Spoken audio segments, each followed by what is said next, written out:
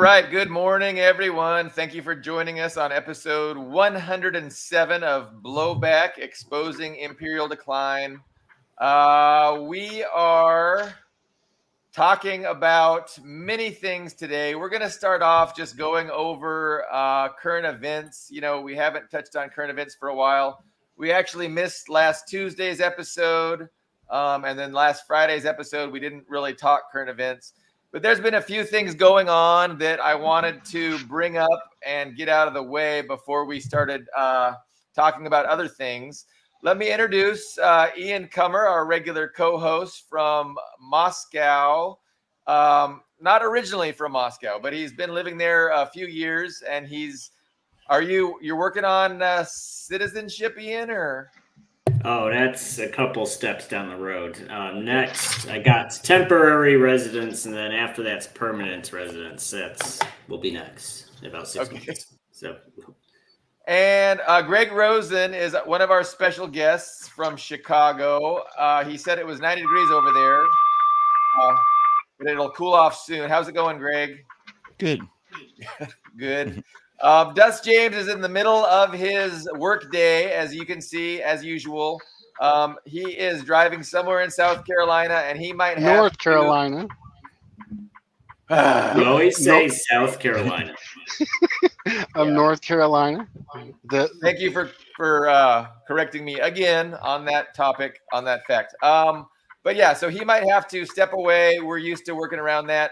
What I wanted to do at first is just to talk about the recent, current events and how they are culminating and, getting us, it seems like, closer and closer to some kind of, all out, global war or economic catastrophe. So, what we kind of see definitely taking place is the information space being prepared and cleared for a war, right? So, if half of sorry, Billy Bob. Dust, I just muted you because there was a lot of background noise. Just turn it off if you need to talk. Sorry. Please continue. Yeah, so I'm talking about the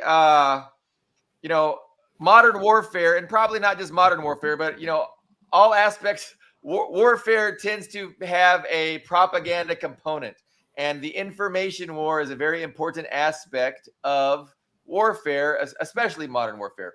So you just can't allow voices of dissent, voices of in opposition that are saying that your narratives that are justifying your war are not true. And so what we see taking place more and more is this clearing of the information space, censorship. And so I'm talking specifically, of course, about the founder and owner of Telegram being arrested.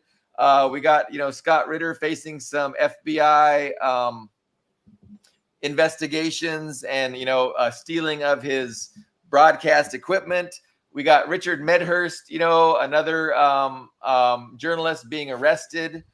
So we can see how they're kind of cracking down on dissent. And it seems that we could definitely make the case they're clearing the information battle space in preparation for a future conflict. Other current events, let's see, Joseph Borrell just said a real interesting thing I saw this morning on Telegram, and I think I can pull it up quickly and read it for us. So let's see. Okay, so Joseph Borrell, he's got some, he's some unelected bureaucrat. He's, in charge of the European Union in some capacity. I am not, if Ben was here, he could give me his exact title. But he said the following. He said, nobody wants to be in a state of war with Russia, but European weapons strikes against Russia must be allowed. So nobody wants to be in a state of war with Russia, but we can't let our the fact that we don't want to be at war with Russia to keep us from using our missiles to attack Russia. So I don't know what to think about that, other than to see the obvious, right? Like we're getting closer and closer to war. Let's see. We got Zelensky right now in the United States asking permission to do what Joseph Borrell just said we need to do, which is to do these very provocative strikes on Russia itself. Who knows? Maybe with ballistic missiles against Moscow. Maybe Ian's, his apartment complex. St. Petersburg. These are the targets ostensibly that they're asking permission to hit. We got Jake Sullivan in China. I think he got back already, but he was in China earlier in the week, stating the United States has no interest in a war with China or in a Cold War with China, which we know is total bullshit. But at least they're maintaining this facade in the short term. We have Israel going into the West Bank, trying to do to the West Bank what they've done to Gaza. This is a relatively new event since our last episode. So these are the main axes of events that are culminating in an election cycle in the United States, where you've got two billionaires, one favored by the establishment to pursue the establishment consensus, one not favored by the establishment, but still has a lot of establishment support, which is Donald Trump. So, of course, Kamala did have a interview last night where she, had her hand held like George W. Bush did when he had Dick Cheney with him. But we had Kamala with her VP getting some real softball questions and struggling with them from Dana Bash at CNN. Anyway, so those are the current events. Do we want to go into a discussion about any of them, or any commentary on any of these current events? Well, unless Greg has something, I had a couple thoughts. So first off, as far as, yeah, it's true. We've got these mass, almost ritualistic cleansing campaigns on the information space, like you said. But there's also taking control or shutting. It's almost the same thing, but there is a distinction. Taking control and shutting down information spaces that they don't control. And what's interesting about Pavel Durov and Telegram is that he has very much cooperated with, I'm just going to mute that real quick unless he speaks up. But oh gosh, what was I saying? Oh, so he has cooperated. Western EU countries and apparently the USA also asked Telegram to block certain state-affiliated Russian news channels, which he did. I remember when I was still in the USA, I had to actually use VPN. It was a little ridiculous, actually. I would go to a Telegram channel and I'd actually have to turn on VPN to even see the content. So, but in the end, it didn't help him. It wasn't enough. Anything less than total cooperation is not enough. You want to elaborate, because it's an interesting story. It's like he fled Russia, right, and went to the free West because Russia was asking him to censor his platform in some way too. Or am I? Well, I think fled is too extreme a word, because he did sell his ownership of VK, the Russian Facebook, as people call it. He did leave Russia. And I think that's more of he was probably upset with. I can't read his mind, but apparently he was disillusioned with living in Russia. But he still, as far as I know, has Russian citizenship, has a Russian passport. I'm sure he has property and accounts in Russia. I don't think there was anything. I don't think there was any fear in it. He was just probably just, more enamored with being in Western countries than with being in Russia. But the irony, of course, is that he felt safe in Western countries, which was just not at all a true statement. And I've said that before, and people always think I'm exaggerating. I'm like, if the powers that be consider you a threat, for any reason, they'll just arrest you. There's no free speech or democracy, democratic norms, as they like to say. The democratic norm is just if you're a threat for whatever reason, they arrest you. So I think they are fishing. I think the drama with Scott Ritter, I mean, as far as I know, he still does not have his passport. Even if he wanted to leave, it would be very difficult. I think anything short of hiring hiring a coyote on the Mexican border or something. I mean, there's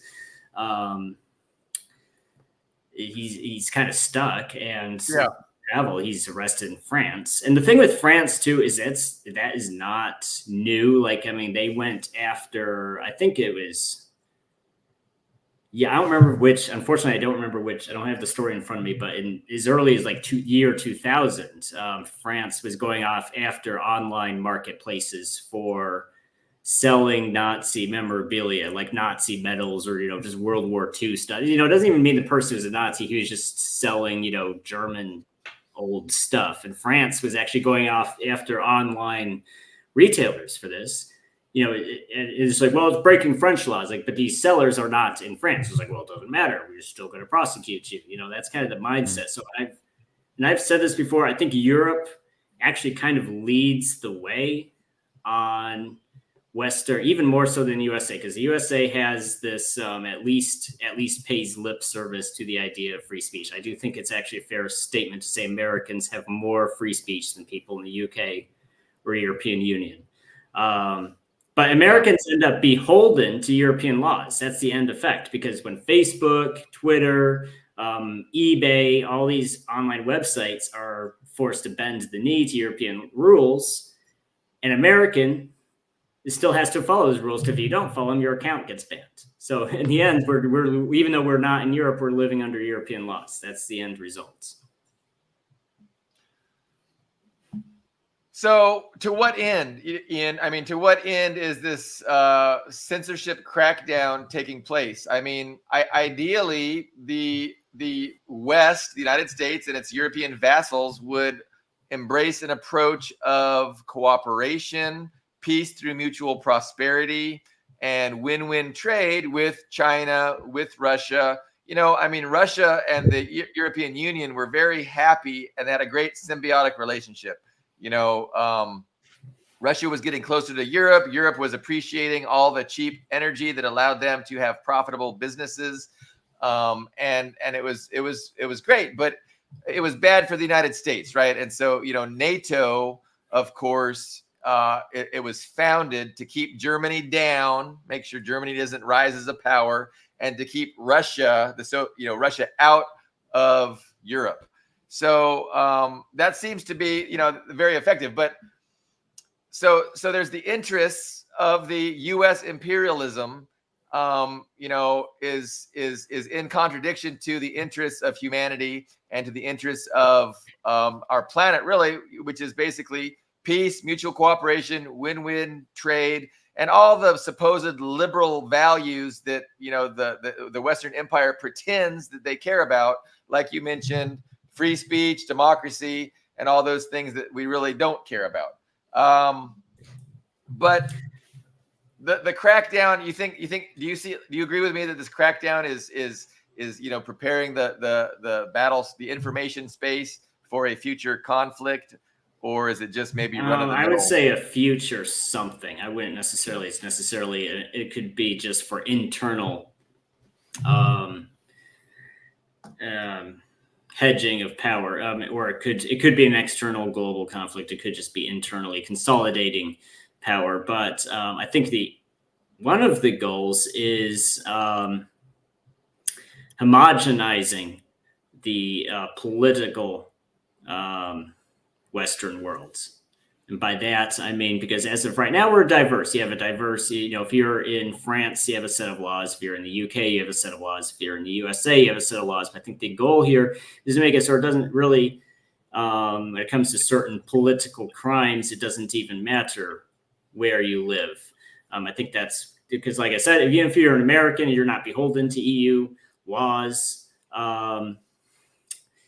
it doesn't matter, because the end effect, you still have to obey them, because Facebook will delete your crap if it violates EU laws. Or like right now with these UK anti-immigration riots, and the police just outright said, we will arrest, we'll arrest people even if they don't live in the UK for breaking our laws on speech.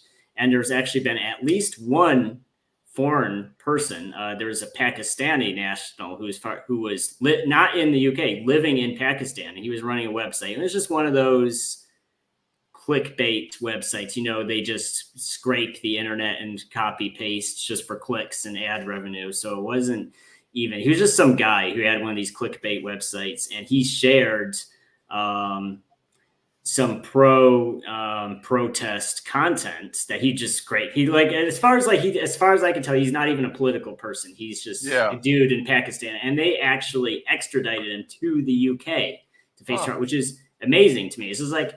This is a guy in Pakistan. Like, what does the UK just say? Oh, we want this guy because we don't like what he said on his website, which is amazing to me. I think that's just a baby step. No one's going to protest a dude from Pakistan because, let's be honest, most Western people don't care about Pakistan. But that's, I think we're going to see people within the next few years, we'll see people from major countries, maybe even the USA itself, being extradited to other allies, as they call them. And that's what we're going to end result. We'll end up living under the same information regime. Yeah, despite our Second Amendment rights, etc. First Amendment rights, right? Second Amendment, but that one is also. And I saw a lot of conservatives on social media going, "Oh well, out of my cold dead hands, I'll post about Britain all I want." And it's like, you realize it's not British bobbies coming over to arrest you. It's the federal government. It's going to be federal marshals that break down your door with a tank and arrest you. Your guns aren't going to help you. Sorry, it's just going to be Waco or Ruby Ridge again. Yeah. Sorry. No, that's true. I mean, yeah, to think that the Second Amendment is going to protect us from the government doesn't make a lot of sense. Now, I'm reminded of two things. Number one, the extradition. You said extradition that triggered the Colombians being extradited back to Russia from Venezuela. So these morons dressed up in Ukrainian uniforms on their way to fight in Ukraine for Ukraine, against Russia, and they routed their plane through Venezuela, and they were grabbed by the Venezuelan authorities, and they were, extradited to Russia to face charges, which is, I think, great. And then I just wanted to, so MK said no one would care about Telegram after a nuclear war, and that also triggered a thought. Kind of what Israel is doing with their ethnic cleansing and destruction of Gaza and now the West Bank. I really think that what they're betting on is, and I think some of them had said this out loud, right? Some of the leaders of Israel have said this out loud that, hey, we've got to do what we got to do to get this done. And guess what? Once the actual war starts, and millions of people are dead, I'm paraphrasing, nobody's ever going to even remember this, so we just got to get it done. And so it's like there's this certainty. People are banking on this tremendous future conflict where, and to a lot of people, like a lot of Zionists, they're willing to pay this price. If they have to pay a price of like a regional or global war with millions dead to solve the Palestinian problem and to create greater Israel, like they're more than happy to pay that price. And I think there's people in this country that are also happy to pay a price. They're not going to be paying the price, and they're pushing for this confrontation, this either regional or global war, because it's going to be worth it to them. They're not going to sacrifice anything, and they're happy that other people are going to have to die because at the end, the U.S. will be looking like in a better condition than they are now, with the inevitability of a multipolarism and sharing power with China and Russia. So Slava, the European craziness is coming here too. FBI Chicago has the detained Dan. Oh, I did not know that. Man, I've been out of the loop. So fucking Danny Shaw, man.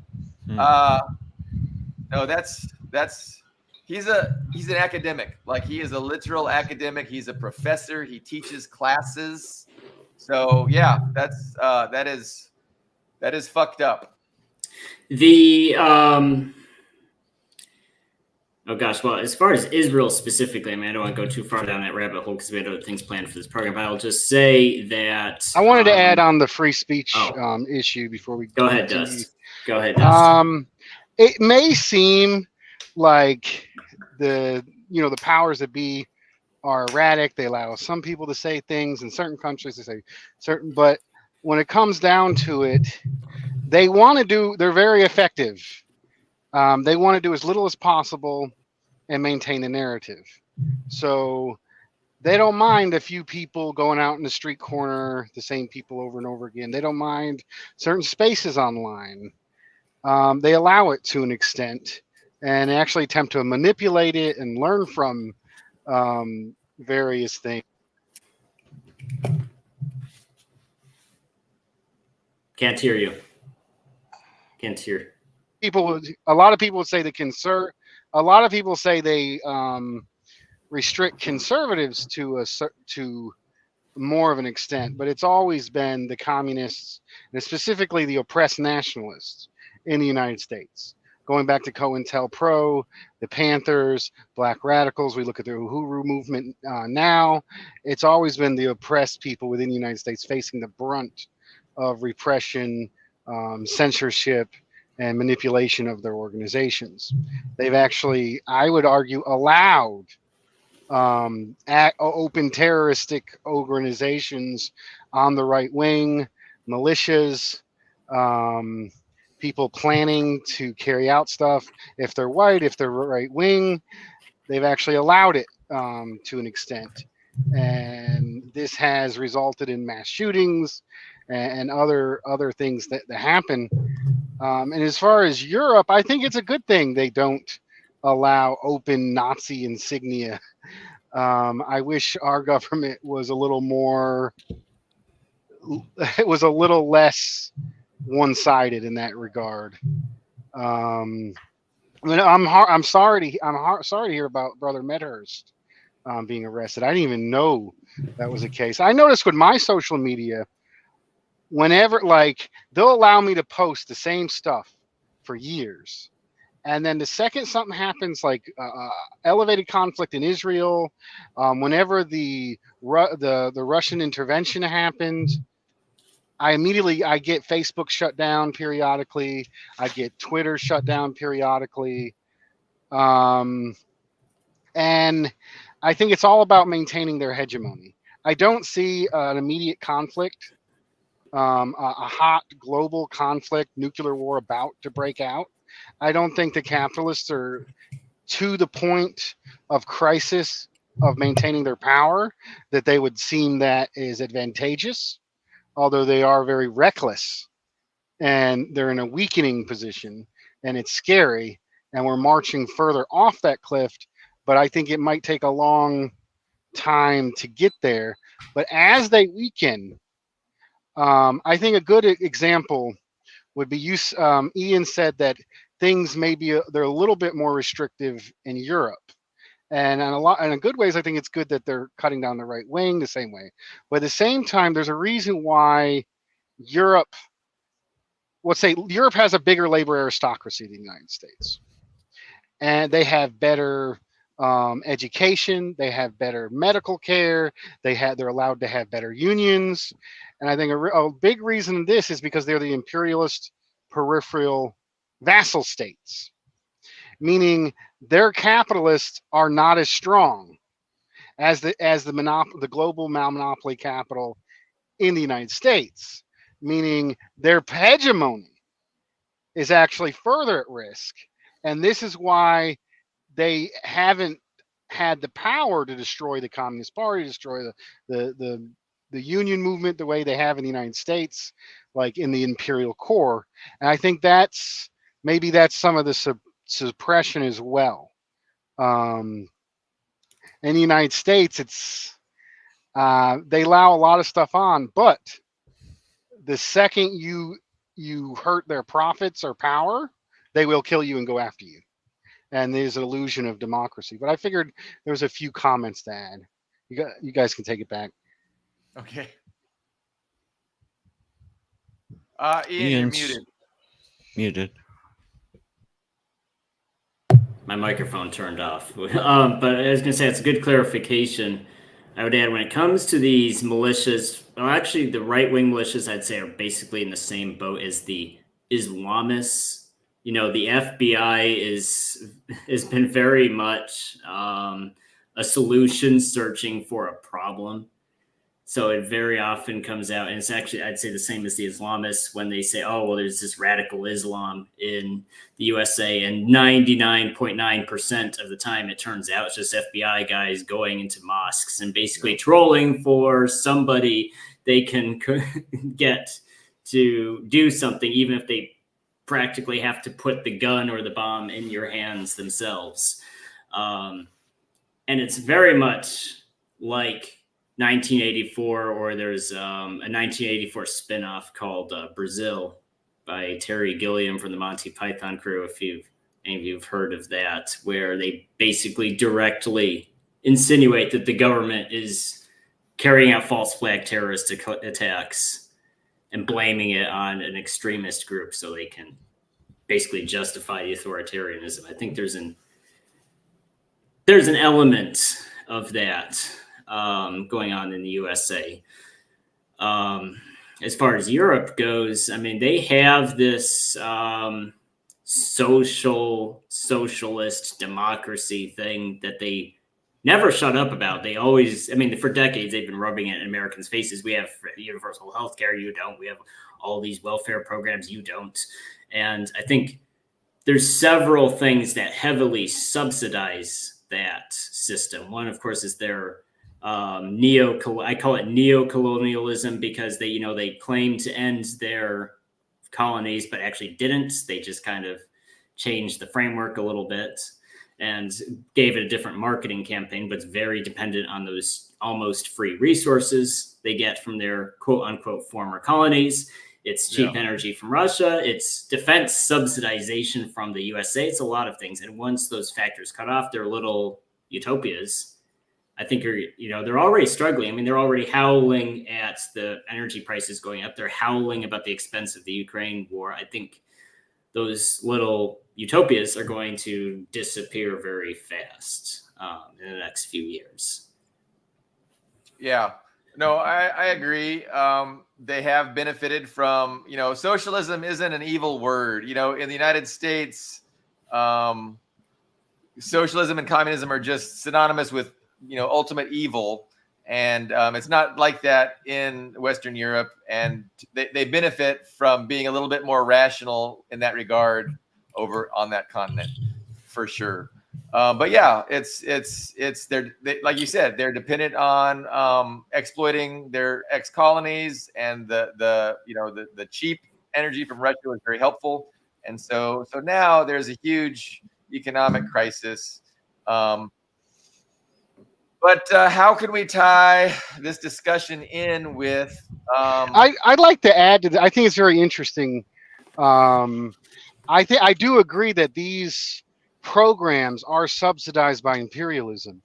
You can't have those programs. You actually cannot run a modern society without either socialism, a stronger socialist mode of production, rationally planning the economy, or imperialist exploitation. That's either those two things are the only thing that can fund a modern society, and it's definitely Europe. But Europe's interesting that they're the imperial peripheral, and their capitalists are weaker to an extent, and that's why I think they need that. And even when they are, I wouldn't say, I don't like when you say British imperialism, French imperialism, U.S. imperialism.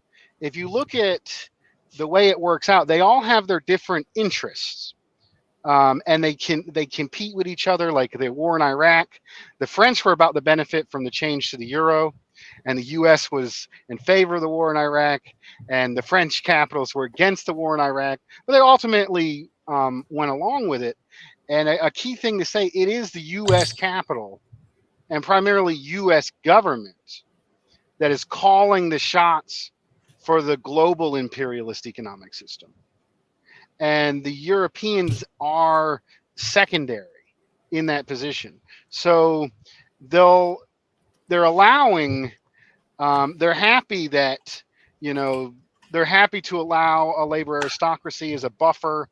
It started against the Soviet Union, and to have this ally in the imperialist hegemony. And I do think Ian is right. As the situation worsens in Europe, we can see that those, because they do have a workers' movement, but it's not the workers' movement it's in control. It's the vassal imperialists. It's social imperialism to an extent, mostly imperialism with some social characteristics, if that makes it's not social, No, primarily capitalism.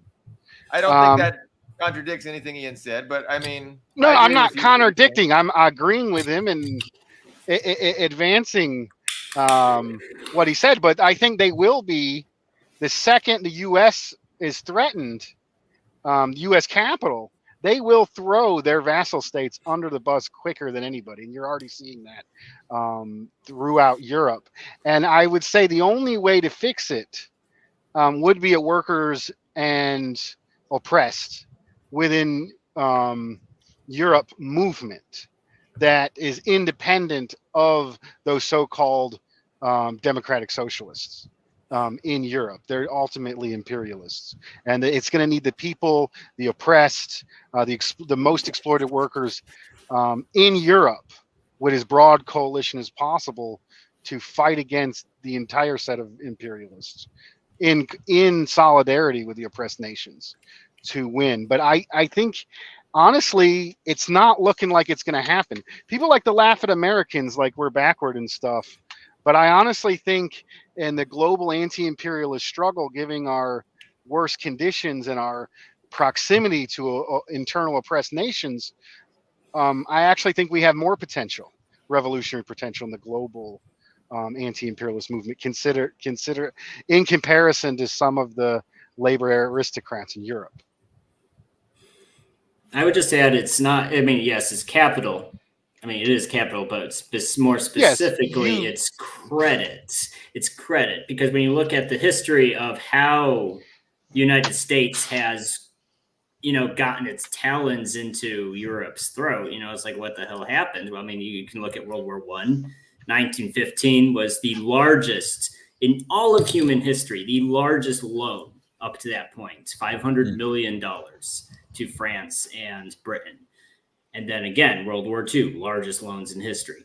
And then the Marshall Plan.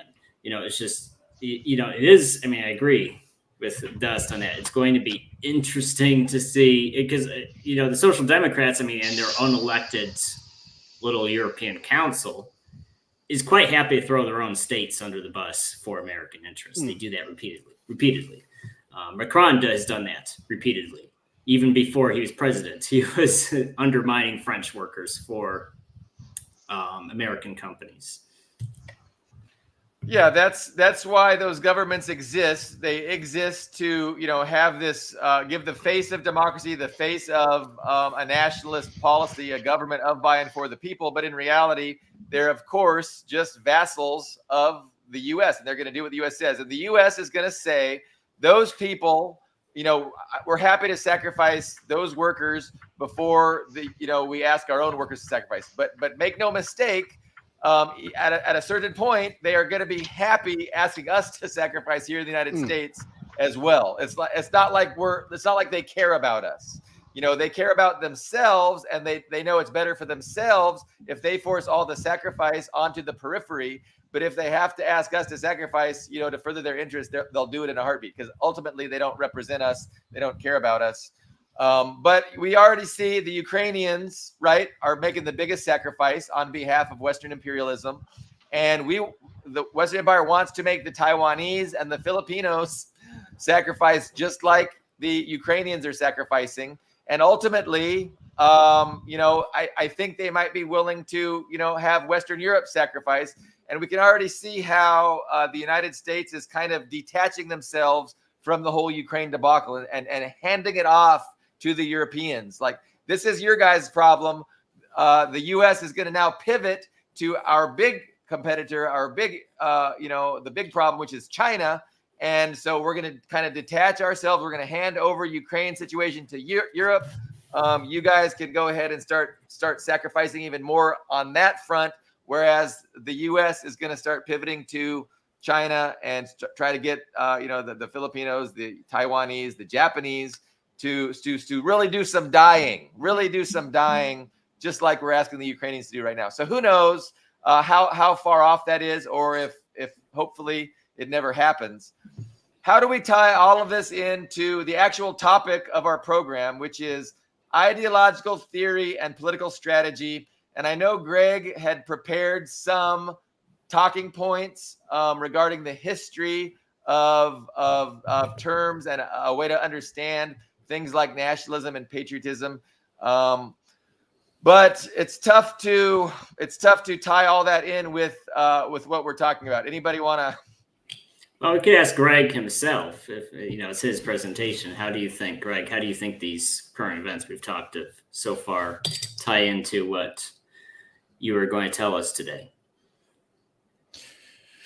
Like we've talked about with Europe, I mean, they've been suffering. I would say they're a victim of the United States war right now. They've been deindustrialized and their energy cut off, and even going along with the charade about the pipeline attack being from Ukrainians, right? So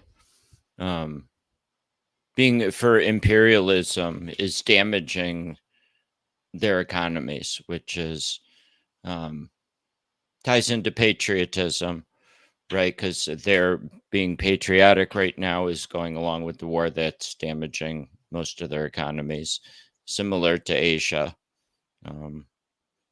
Japan's economy is being damaged by the inflation, and they're losing capital.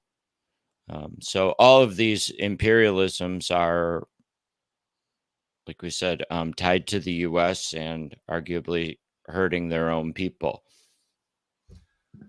So what I hear you saying, Greg, and I don't want to cut you off or anything, but I mean, definitely you're kind of explaining how these policies that are bad for the people are sold to them on the basis of these other ideas, right? Like I know we're going to ask you to suffer, but it's patriotic to suffer. It's for the good of our nation to suffer. It's we hate Russia, and as a patriotic European, we just have to destroy Russia. And as part of that, war against Russia, you're going to have to take a lot of the pain. But it's the patriotic thing to do. And so, I mean, how can they get away with such bullshit, Greg? How do they get away with such bullshit? Media control, as we've been talking about in part. Yeah. No, and yeah, it's a cradle to grave indoctrination that is just it's like we don't it's like we live underwater and it's the water all around us, we don't even notice it. But it has an effect. And some people like ourselves we're a little bit smarter than others because we realize it, but I think it still affects us in ways we don't even comprehend. It affects our understandings of things in ways that we probably can't even understand. But we do see how it brainwashes the masses, or at least an unfortunately large portion of them, and gets them to go along and to embrace these narratives and these these ways of thinking that justify abhorrent things that are not in the self-interest of the people themselves. But we wanted to talk specifically about the idea of patriotism and nationalism. We want to go back to Lenin and his understanding of these concepts. Should I start? Yeah. Go ahead. Okay. Yeah. So on last Friday's Blowback show, Dust brought up a number of objections to the American Communist Party positions, and the show went unusually long in heated discussion. Since we are mostly Marxist-Leninists and the USSR is the best example we have, I thought to research the origins of these arguments back to early last century. The two topics are the idea of patriotic socialism, particularly patriotism in an imperialist nation like the US. And second, the question of how to respond to oppressed groups in the US and exploitation of identity issues by the ruling class parties here. Well before the outbreak of World War I, Lenin was critical of nationalism and patriotism, and following Marx, believed nationalism to be a tool of the ruling class for creating cross-class alliances and divisions between the working classes of various nations, i.e., nationalism weakened working class solidarity. Leading into World War I, Lenin campaigned to all the members of the Second International to not support their government's war authorization and funding legislation. Lenin argued that the coming war would be imperialist, and socialists who were patriotic were social chauvinists, betraying the international working class. Lenin said that socialists should be internationalist and not nationalist. In the case of the US, one of the major motivations for the American Revolution was to expand the original 13 colonies into a continental American empire. The British had been precluding this by limiting settlement to east of the Allegheny Mountains, which was formalized by King George III in the Proclamation of 1763. The king made this proclamation after the British had acquired the land east of the Mississippi River from the French in the 7 Years' War, and found the natives in rebellion over settlement encroachment and the loss of French protection. The British didn't want to have to deploy additional resources and military, so the king proclaimed that the land west of the Allegheny Mountains was off limits to settlers. This aggrieved major early landowners like George Washington and Benjamin Franklin, who had acquired new lands in the West. The Declaration of Independence, which consists of a list of grievances against the king, contained a specific one about this particular frustration. Quote, "He, the king, has endeavored to prevent the population of the states for the purpose of obstructing the laws for naturalization of foreigners, refusing to pass to others to encourage their migration hither, and raising the conditions of new appropriation of lands," i.e., the king was limiting appropriations of land and new immigration to those lands. Demand for empire was literally part of the Declaration of Independence. Can one really be both a credible anti-imperialist and a patriot of a fundamentally imperialist nation? Also keep in mind that patriotism rarely occurs in societies most oppressed, yet the most oppressed are often the most revolutionary. The Second Socialist International collapsed when nearly all of Europe's communist and socialist parties succumbed to the enormous direct and indirect patriotic war fervor and voted in support of their nation's war efforts. Lenin's Bolshevik faction of the RSDLP did not, leading to Duma members being imprisoned by the Tsarist government. As World War I dragged on for years and killed millions, the Tsar-led government proved itself fully incompetent at supplying the troops or the civilians with the basic supplies, including food, and unable to halt out of control inflation. As this happened, the Bolsheviks' steadfast anti-war position gained them more and more credibility with the population, as well as eventual loyalty from the military. This loyalty would prove decisive for taking and holding power in the subsequent revolution and civil war. It was refusal of the military and police to fire on strikers and protesters, which led to the collapse of the Tsar's government, and loyalty of the military, which enabled defeat of the proto-fascist whites and large-scale intervention of 17 imperialist nations into the Russian Civil War in order to reverse the revolution. American Communist Party and other patriotic socialists try to sidestep this problem by declaring that in their patriotism, they are against imperialism war. But in a nation founded to ethnically cleanse a continent to create an empire, and that has been at war for fully 93% of its existence, how is this possible? Would the strategy succeed in securing the loyalty as Lenin's policy of revolutionary defeatism did? On the subject of oppressed groups and minorities, Dust accused the ACP of being soft on racism, xenophobia, and transphobia. The ACP and others cite the extreme polarizing and empty identity politics of the Democrats as an explanation and justification. Why is having zero tolerance for attacks on any oppressed groups so important for a vanguard party? In 1902, Lenin published his pamphlet, What is to be Done, on party organization and strategy. In it, he attacks economism, which is struggle narrowly focused around wage issues and unions, pointing out that workers will not develop a sufficient consciousness to be revolutionaries and will be limited in their ability to create truly mass organizations unless they broaden their focus.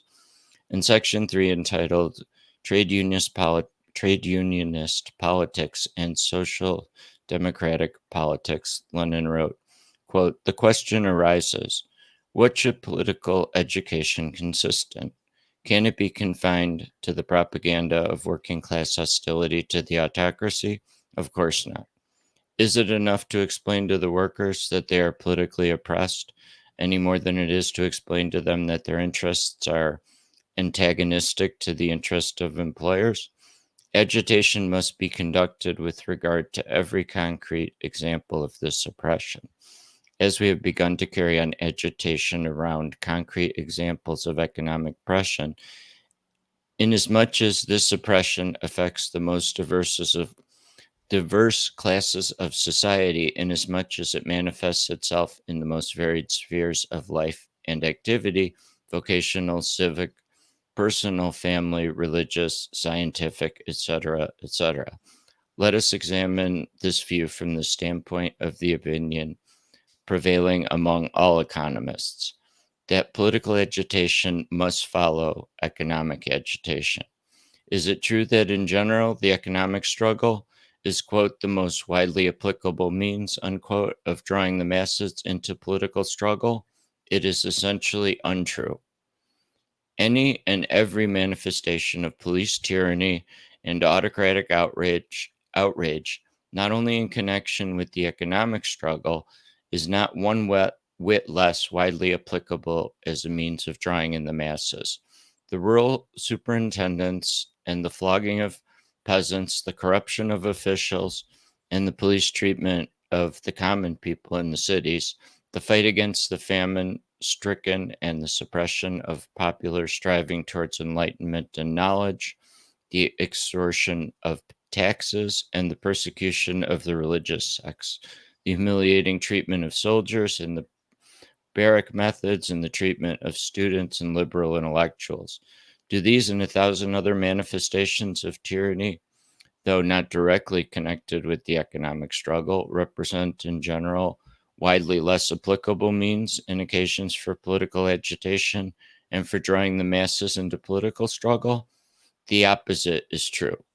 Of the sum total of cases in which the workers suffer, either on their own account or on account of those closely connected with them from tyranny, violence, and the lack of rights, undoubtedly only a small minority represent cases of police tyranny in the trade union struggle as such.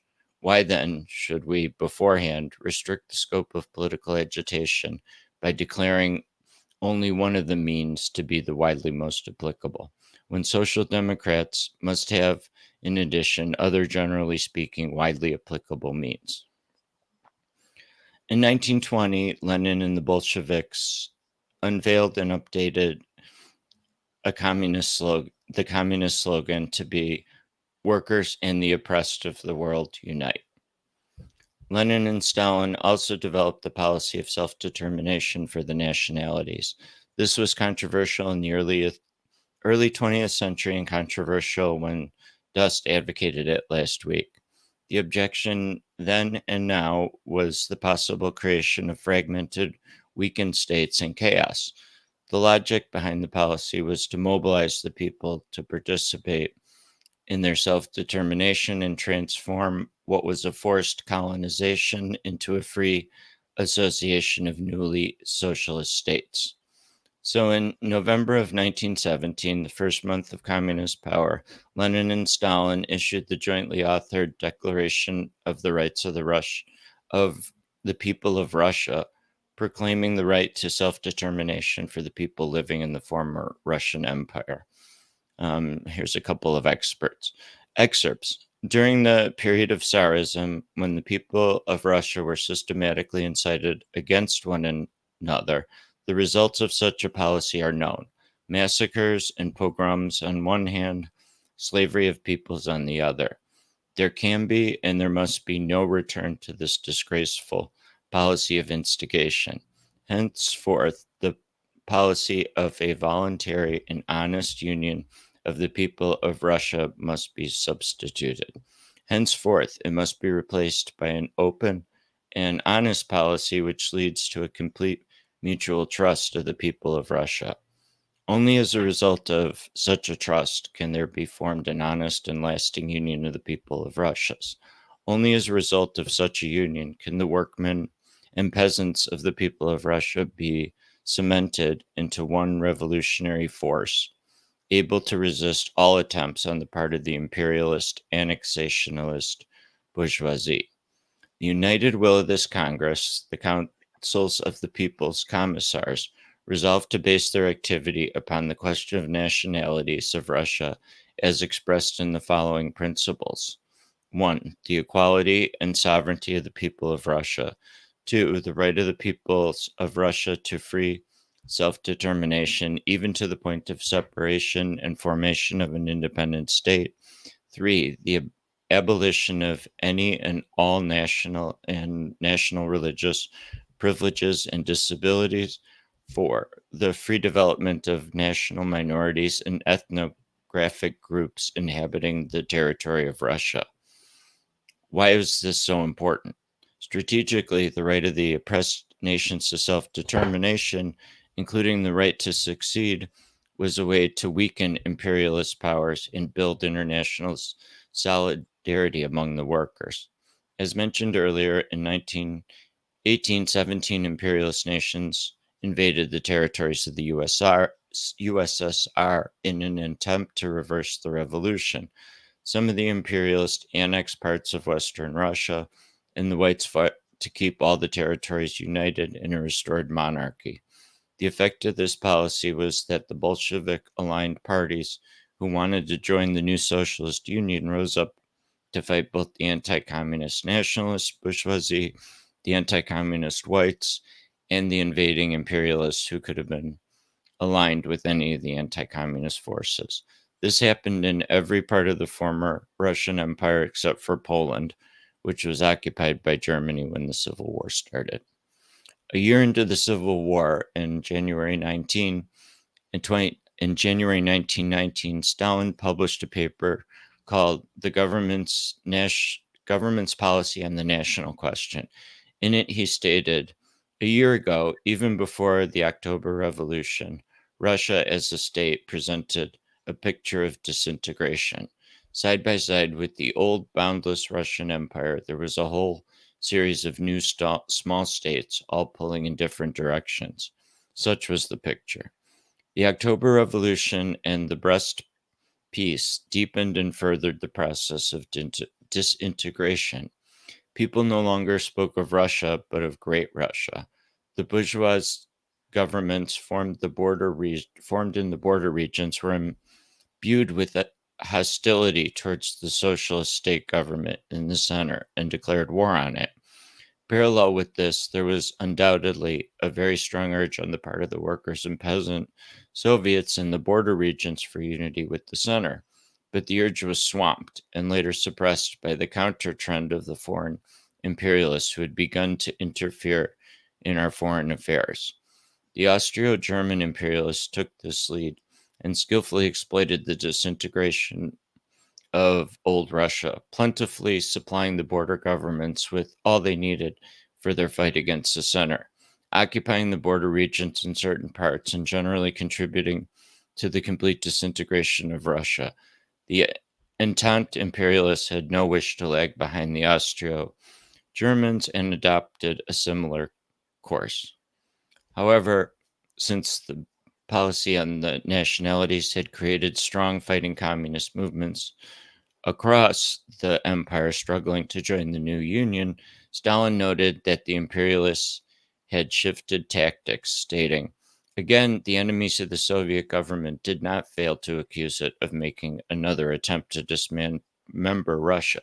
The more reactionary among them, realizing how powerfully the border regions were gravitating to the center, proclaimed a new slogan, reestablishment of Greater Russia by fire and sword, by the overthrow of the Soviet government, of course.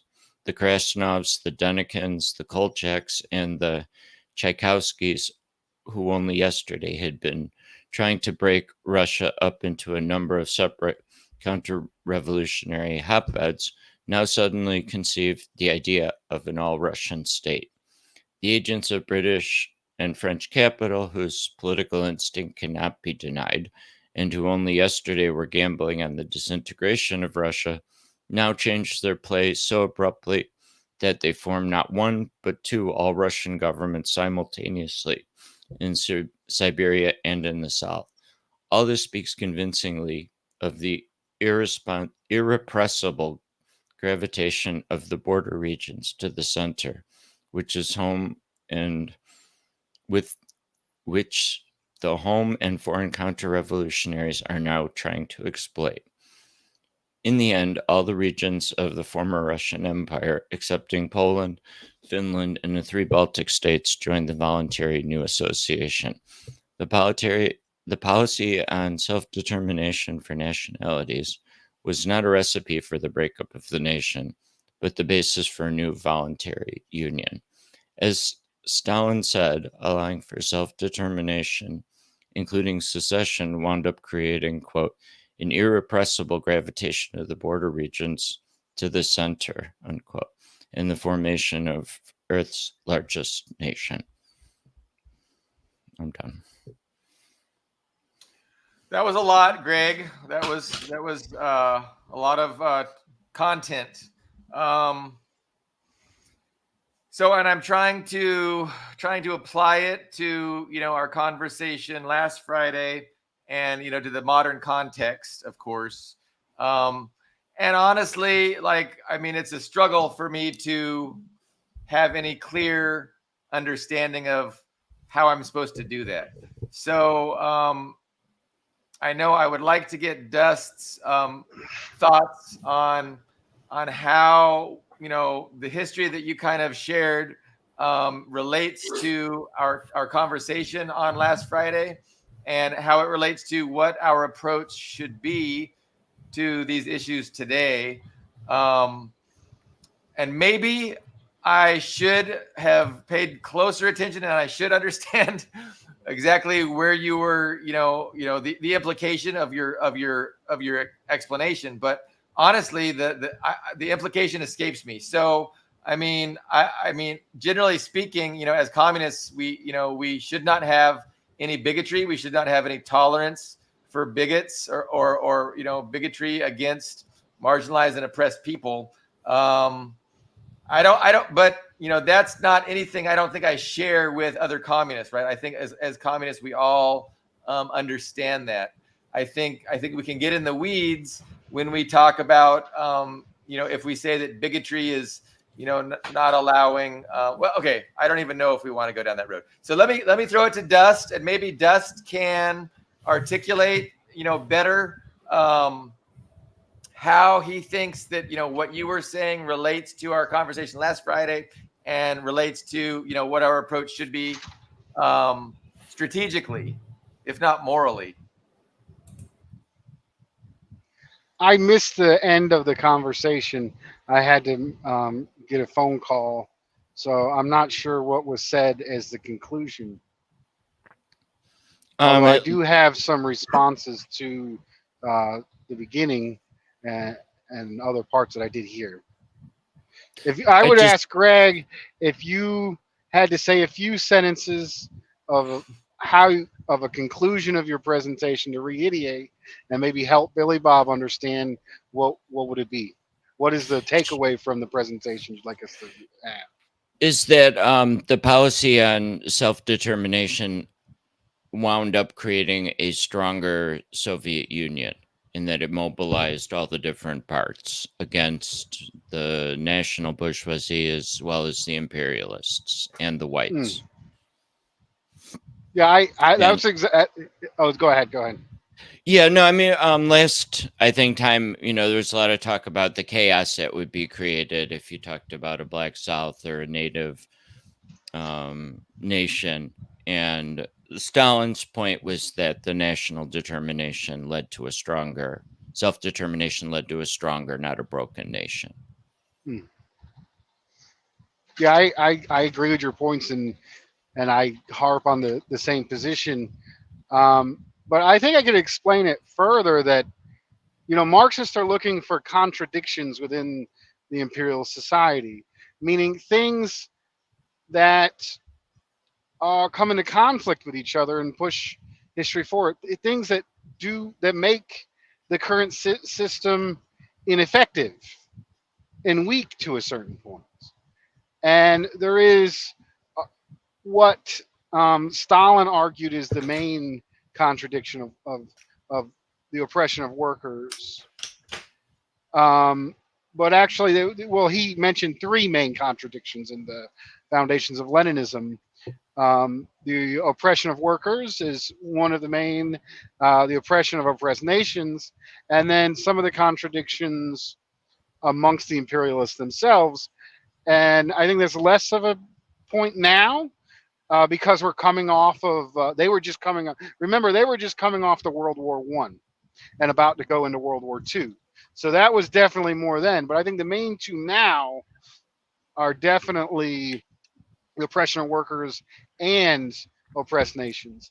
And I would say that gender, the oppression of trans people, the oppression of gay people, are also contradictions within imperialist society and stem from the same need to control people's behavior and a number of outlets to maintain capitalist profits. And then the reverse of that is then when people awaken to it and change, they want to co-opt the Enlightenment and the understanding to then paint the imperialists as the enlightened forces. But I think we need to use all of them. I think a perfect example of somebody who was motivated to take anti-imperialist action because of their disillusionment with the imperialist system was Chelsea Manning. It wasn't the mass murder of Iraqis at the time alone that pursued Chelsea Manning to tell the truth and expose the crimes of the United States. It was his own anti-trans phobia, anti-feminine men or feminine people in general, and the highly toxic masculine culture within the military that he didn't really fit into, that pushed her now to question the system and to go against the system. And I think that is why you do see an overrepresentation of trans people within the resistance movement and within this communist movement, as well as gay comrades as well. Even though there was some of those bigotries within the earlier Communist Party that actually harmed the Communist Party. And I think as our Communist parties evolve, we should be more progressive on those issues, and we should lead people who are coming to odds with the system for social issues against the imperialist system, which is the source of that oppression. And I think I would consider that more of a secondary contradiction, but still a contradiction. But I would say that the national oppression in the United States, particularly the super exploitation, the worst conditions, the more likely to be fired, the more likely to be shot by the police, of the massive Chicano population, the massive poverty on the indigenous reservations and theft for the indigenous people, and against the black population.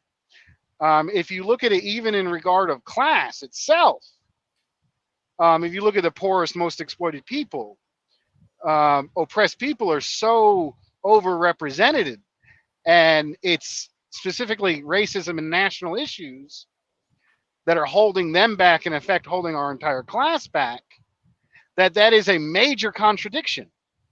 Fighting against, as it keyed in perfectly with what Greg said. It's not just economism. Look, what about the indignities done to the peasants by the aristocracy? What about the police brutality?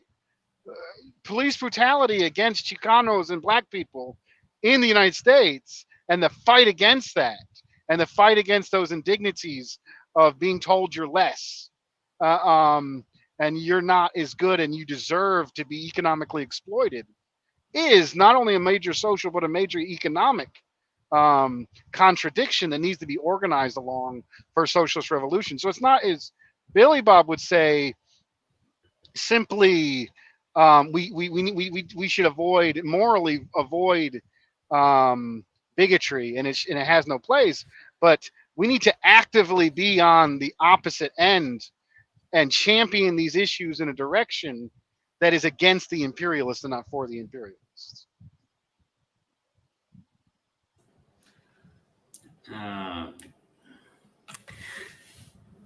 It's true. So I think the thing about Manning was that, well, I mean, he was a gay man when he went into prison. He was definitely sexually humiliated in prison. That's not even a rumor. It's confirmed fact. I'm also, unfortunately, 99% sure that he's I don't like the sodomized narrative that you're in going prison. down. Chelsea Manning came out as a trans woman, and that was not because of abuse in prison. That is an anti-trans cliche, and she is confident in herself, and she talked about looking into being trans, or understanding that was just trans even before that abuse happened. Like, I don't agree with that cliche or that premise or that narrative. I didn't hear Ian say anything like that. Maybe he was gonna say that, but he hadn't said that. So just before it, even if it becomes a thing, I'm just gonna stop it. So was that what you were gonna say? Manning was also suicidal when she came out because of prison. you're saying because she was mentally ill, that's why she's trans. No, she was trans before and trans after. Just because trans people are more likely to be the victims of sexual assault does not mean that being trans is an effect of sexual assault. That is a right-wing, incorrect, false narrative. Ian, I mean, what are you going to say? Like, were you making a point? Just make your point. Like, I'm not sure if you agree with, if your point was going to be the point Dust is arguing against or not. So what was your point? I guess my main point was that Manning was definitely, I mean, was gay, was of course a closet gay, because at the time Don't Ask, Don't Tell had not been repealed yet. I do think it was the product of torture. But anyway, that wasn't my main point. I think overall, I actually agree with this comment. You think here. What was the product of torture? His her coming out as trans, or her revealing these cables? Like, what? The torture happened after. Well, the torture was punishment for embarrassing the empire, for sure. It just seems like putting it seems too much like taking a torture story and putting a rainbow on top of it and repainting it as a beautiful coming out story, when actually it's a horrific torture story that was done against a person. I don't know, but it's a and I'm not sure, like, what's the relationship between, Chelsea Manning becoming a trans woman and the torture? I mean, do you think the torture caused that, or are you just, what's your point? What is the relationship from your perspective? Well, it was absolutely, I mean, not necessarily, well, absolutely gay, attracted to men beforehand, right? Of course, there's nothing wrong with that, but this was under Don't Ask, being Don't Tell. being sexual attraction and gender expression are two different things that are somewhat related. He could be trans and lesbian, or trans and like men as well, like both. And he may have thought he was a gay man, and was attracted to men and ended up being trans as well. Like this isn't. It's none of these. Emasculating a man is a fundamental torture technique. It's what the Israelis are doing to Palestinian men right now. But he didn't fit in with the toxic military before the torture. He had issues with it. Or but then he had issues with the objectification of women and with the hyper masculinity and toxic masculinity before he was tortured. Are you saying if she wasn't tortured, she wouldn't have come out as trans? I'm saying that his critique of gender oppression and sexism within the military ultimately helped Chelsea Manning pursue her revealing the secrets of the U.S. empire. And then my point is that we should use all contradictions to push people towards anti-imperialist action, including the oppression of trans people, LGBT people, and any marginalized community. Yeah, no, I mean, I agree that her identity and her, who she was did not, engender her to be comfortable. And she probably had antipathy towards the whole military establishment for along those reasons, and that contributed to her, telling us the truth, and we should embrace that and promote that and others if we can. I'm not sure why Ian is bringing up the torture, because I would agree with Dust that, I mean, maybe the torture resulted in her decision later to come out as a trans woman, perhaps, but other trans women come out without being tortured. And so I don't even know what the point is in speculating in that direction. So I still don't. I asked Ian directly to explain. Well, my main objection to that is saying, I'm not saying transgender people can't. I mean, absolutely not saying that. I'm not saying transgender people can't be against imperialism or the military culture. I object. It's literally what I said. It's taking a torture story, putting a rainbow on top of it. Because this is a story of a person. And the gender and the sexual identity, I do not believe don't matter. Yeah. This person was literally demasculated. That is an old. It's an old torture technique. Yes, you're muted. Can't hear you. I do not believe that Chelsea Manning becoming trans has anything to do with sexual assault whatsoever. That is an old right-wing trope, and it has been proven false demonstratively time and time again on a mass statistical basis. I mean, I've never even heard that. So if it's an old right-wing trope, it's too old for me to have heard about. But again, it kind of seems, there's probably a lot of things that they used to think nobody could be gay if they were assaulted first. Like they used to think nobody could be gay unless they were sexually assaulted. Like that used to be what people thought. And now they're using the same thing against. Now they're saying the same thing they said against gay people against trans people. It's the same lines, the same cliche, it's the same dismissive, inaccurate trope. They're so old. I've never heard about either one. But, again, so, I mean, a trans person, is my understanding, is someone who believes that their body does not match who they are, right? And they feel that some of them feel that if they alter their appearance and accentuate these feminine traits, that they're being more themselves.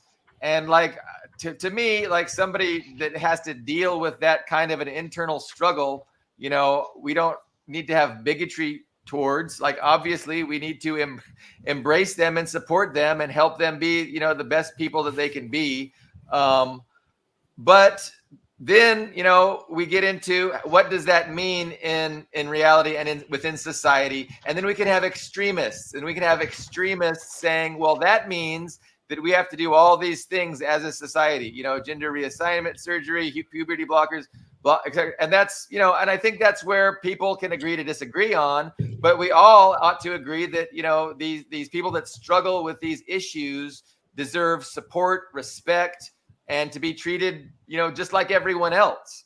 And again, I don't think any communist disagrees with that.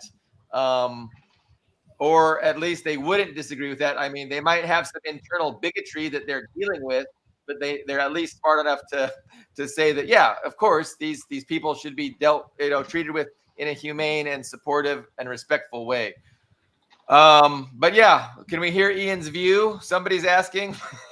Well, okay. So, I mean, ultimately, Manning's best course in life would have been, because he was already on the road to separate out of the military. His best life would have been to separate from the military, go home, and do whatever he or she was going to do. But what happened instead was that leak got tortured, absolutely ruined Manning's life, and ultimately, I'll say that was probably one of the most significant leaks in modern history, but at the end, it didn't change anything. It didn't stop the war in Iraq. It didn't do shit, unfortunately.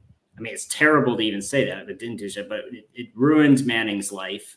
I don't see the benefit in saying, well, this is an example of, a transgender person resisting. No, it's just a case of a troubled person who the military just stomped on and mentally, emotionally, and physically destroyed.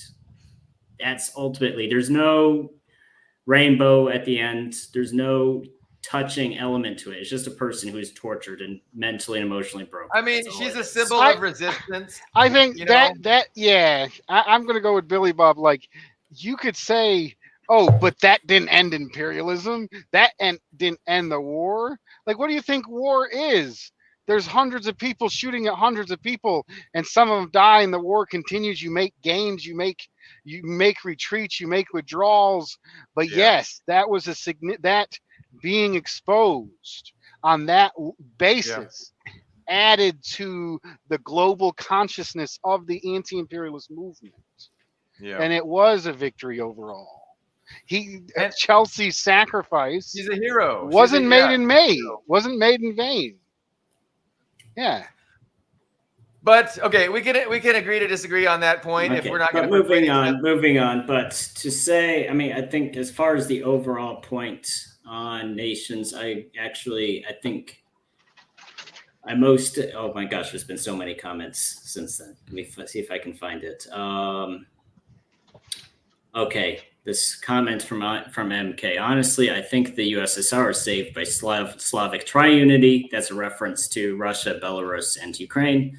Smaller nations were just reabsorbed by gravity. I think that's probably the most accurate depiction of the revolution and the Civil War, because revolutions are rare, and I take that back. Successful revolutions are rare because a regime has to screw up a lot to lose that much power to the point where they're actually overthrown. The French, several monarchs back to back. Louis XIV screwed up. Louis XV screwed up. Then Louis XVI was beheaded. You have to make a lot of mistakes, and Nicholas II made several lifetimes of mistakes in a couple of decades. It got to the point. I would actually emphasize it wasn't a peasant, because I think that's a commonly held stereotype. It's not actually a true stereotype. The February Revolution was not a peasant's revolt, because ultimately peasant revolts almost never actually succeed because they're rural, they're too sparsely populated. The center of power has always been the cities.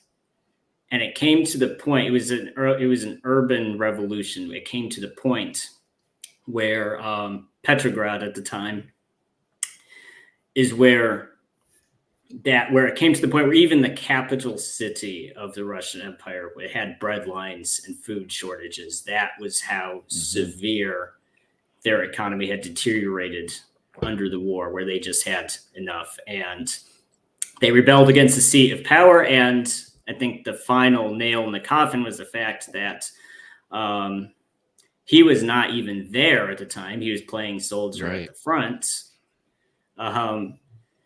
and had to abdicate. So it's very much so I say multiply, it's the majority group. It was the majority at the center that overthrew the tyrant. And I think it's true that afterwards, several of the smaller groups from farther from the center did join the Soviet Union, but was by force of gravity. Kazakhstan at the time was not in a position to be an independent, self-sufficient state. None of those, Armenia wasn't, Azerbaijan wasn't. I mean, it's none of those had the.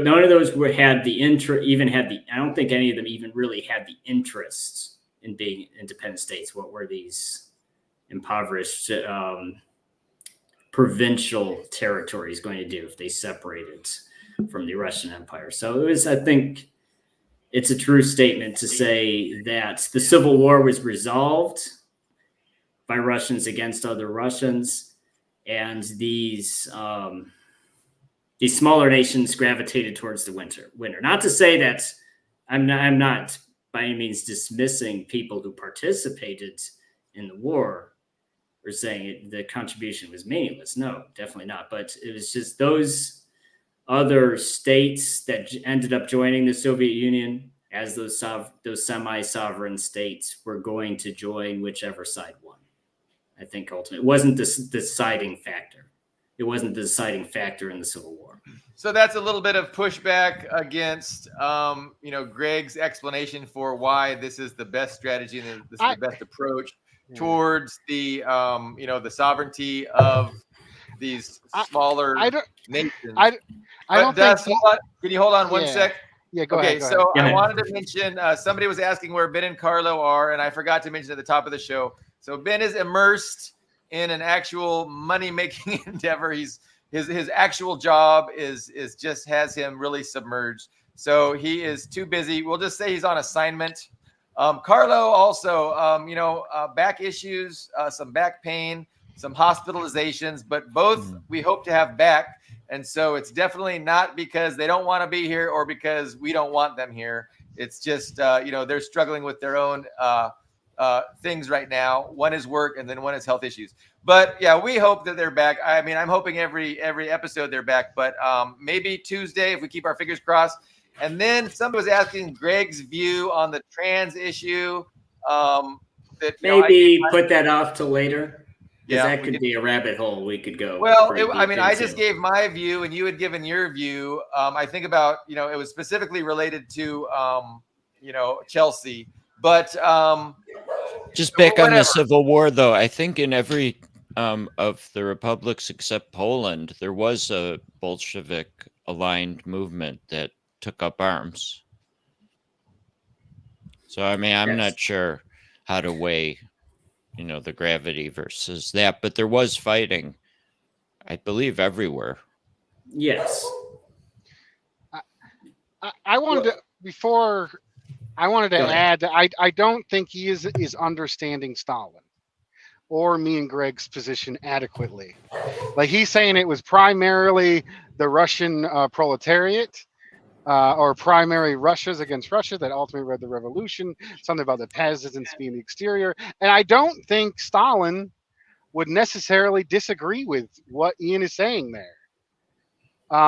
If you read Stalin's work, you read Foundations of Leninism and other, and it starts off with the three major contradictions.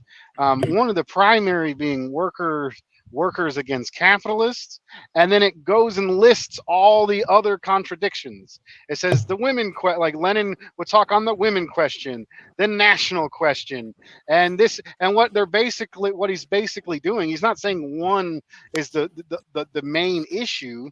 He's saying all of these issues are a reality that we can, the current state that we can use, organize along, and win the main goal, which is a proletarian revolution. And I think Stalin was right. If Stalin and Lenin would have went to the people who had been nationally oppressed by Russia and said, we control you now. We're not going to change the relationship whatsoever. We're still better than you, and now you have to make us build socialism. It would not have worked as effectively.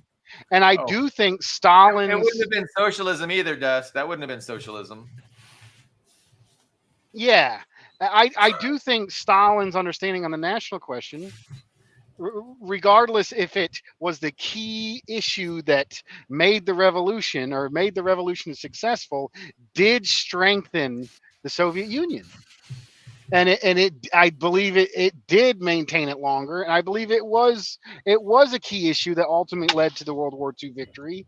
And I do think fighting for and putting the issues of Black and Chicano indigenous people at the forefront of the proletarian movement in the United States will be a more effective revolutionary strategy that will have similar success, and will have more success if we don't hold that position. It's not all or one, or it's not as dualistic as an argument as Ian was pointing it out.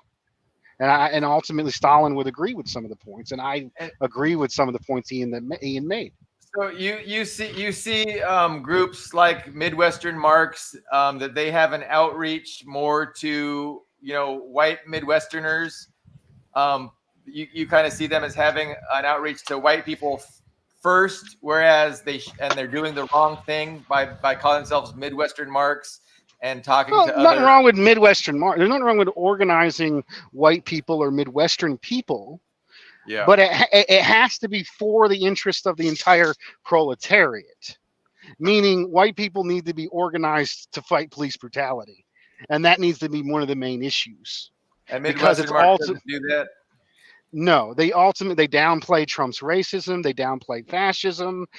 There's a number of they straight up say national oppression doesn't even exist anymore. They tell us not to read any of the Black nationalists. They say the civil rights was a revolution. They're completely wrong and ineffective on that specific issue. So yeah, I mean those criticisms. I mean they're very subjective. I got 33. And debatable, but no, I'm asking specifically because so we were going down this line, and I couldn't, I was trying to. He's taking a call.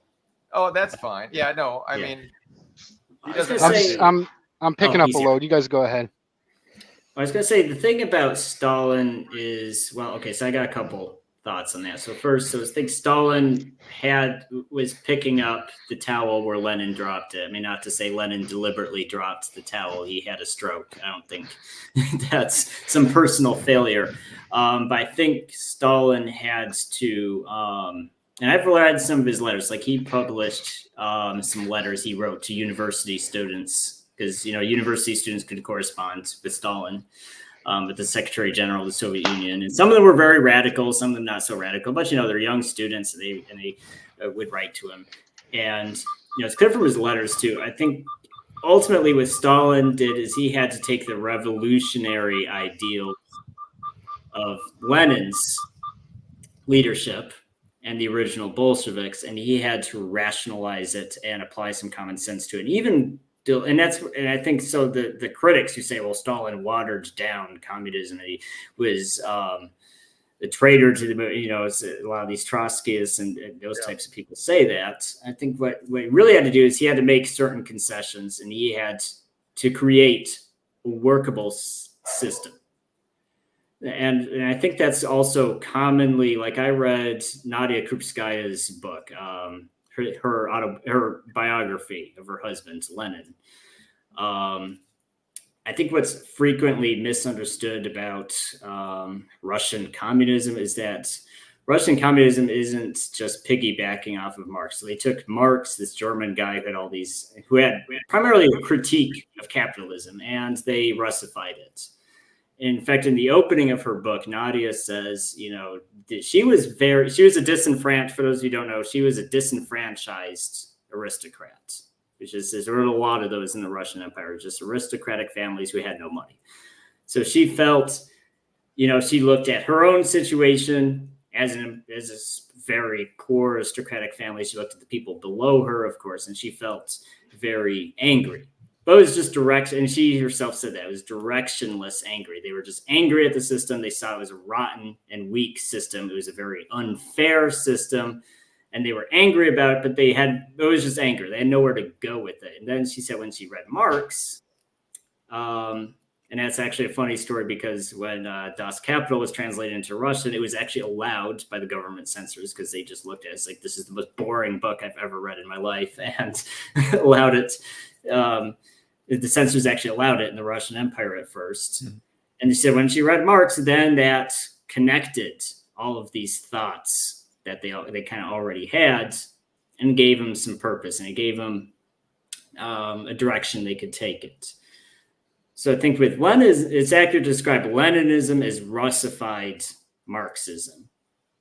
And now we I just wanted to, he keeps making this point over and over, and I just want to make a quick correction that Stalin counterdicted that point directly in the Foundations of Leninism, saying Leninism adds context to the developing condition of imperialism, meaning adding the contradiction of oppressed nations, and saying that the revolution took place in Russia because it was the peripheral of the empire, and all of the contradictions of feudalism, capitalism were so intensified to a degree it was ready for birth with revolution. But ultimately that is not what Stalin says Leninism is, and I think there's significant proof to say Lenin has been used, understanding of imperial has been used by oppressed nations, even nations like Iran that aren't even Marxists have used his understanding of imperialism in the imperialist era.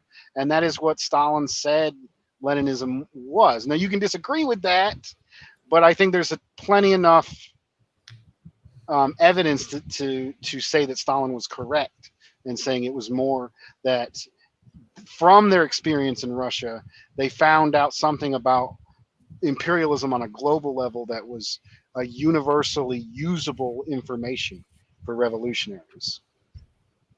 Okay, sure, but I don't think that contradicts what I said either. You said that Leninism was just Russification, and Stalin specifically says no. Maybe there's a small bit of truth in that, but that's not what Leninism ultimately is. Which he says it's a science of revolution in the age of imperialism. Yes, something like that. But it was obviously applied. It's a fusion of Russian ideas and Marxism. I mean, that's true. I mean, that's true. I mean, yeah, it's universally. I'm not saying it's not applicable to other people. But even Dust's example, Iran. I mean, Iran is one of the oldest civilizations in the world. I mean, Iran had an advanced civilization while our ancestors were still rubbing blue paint on our faces and worshiping trees. We're just running around naked in Germany or Britain or Britannia or wherever we were.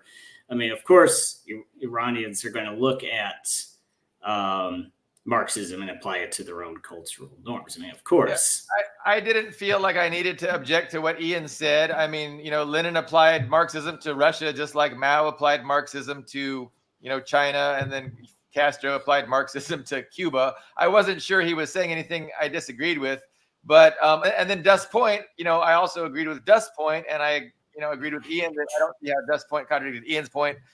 But this is what happens when we start talking ideology and theory, inevitably. I guess my main point was I think there's a tendency to overanalyze what Lenin was doing in Russia.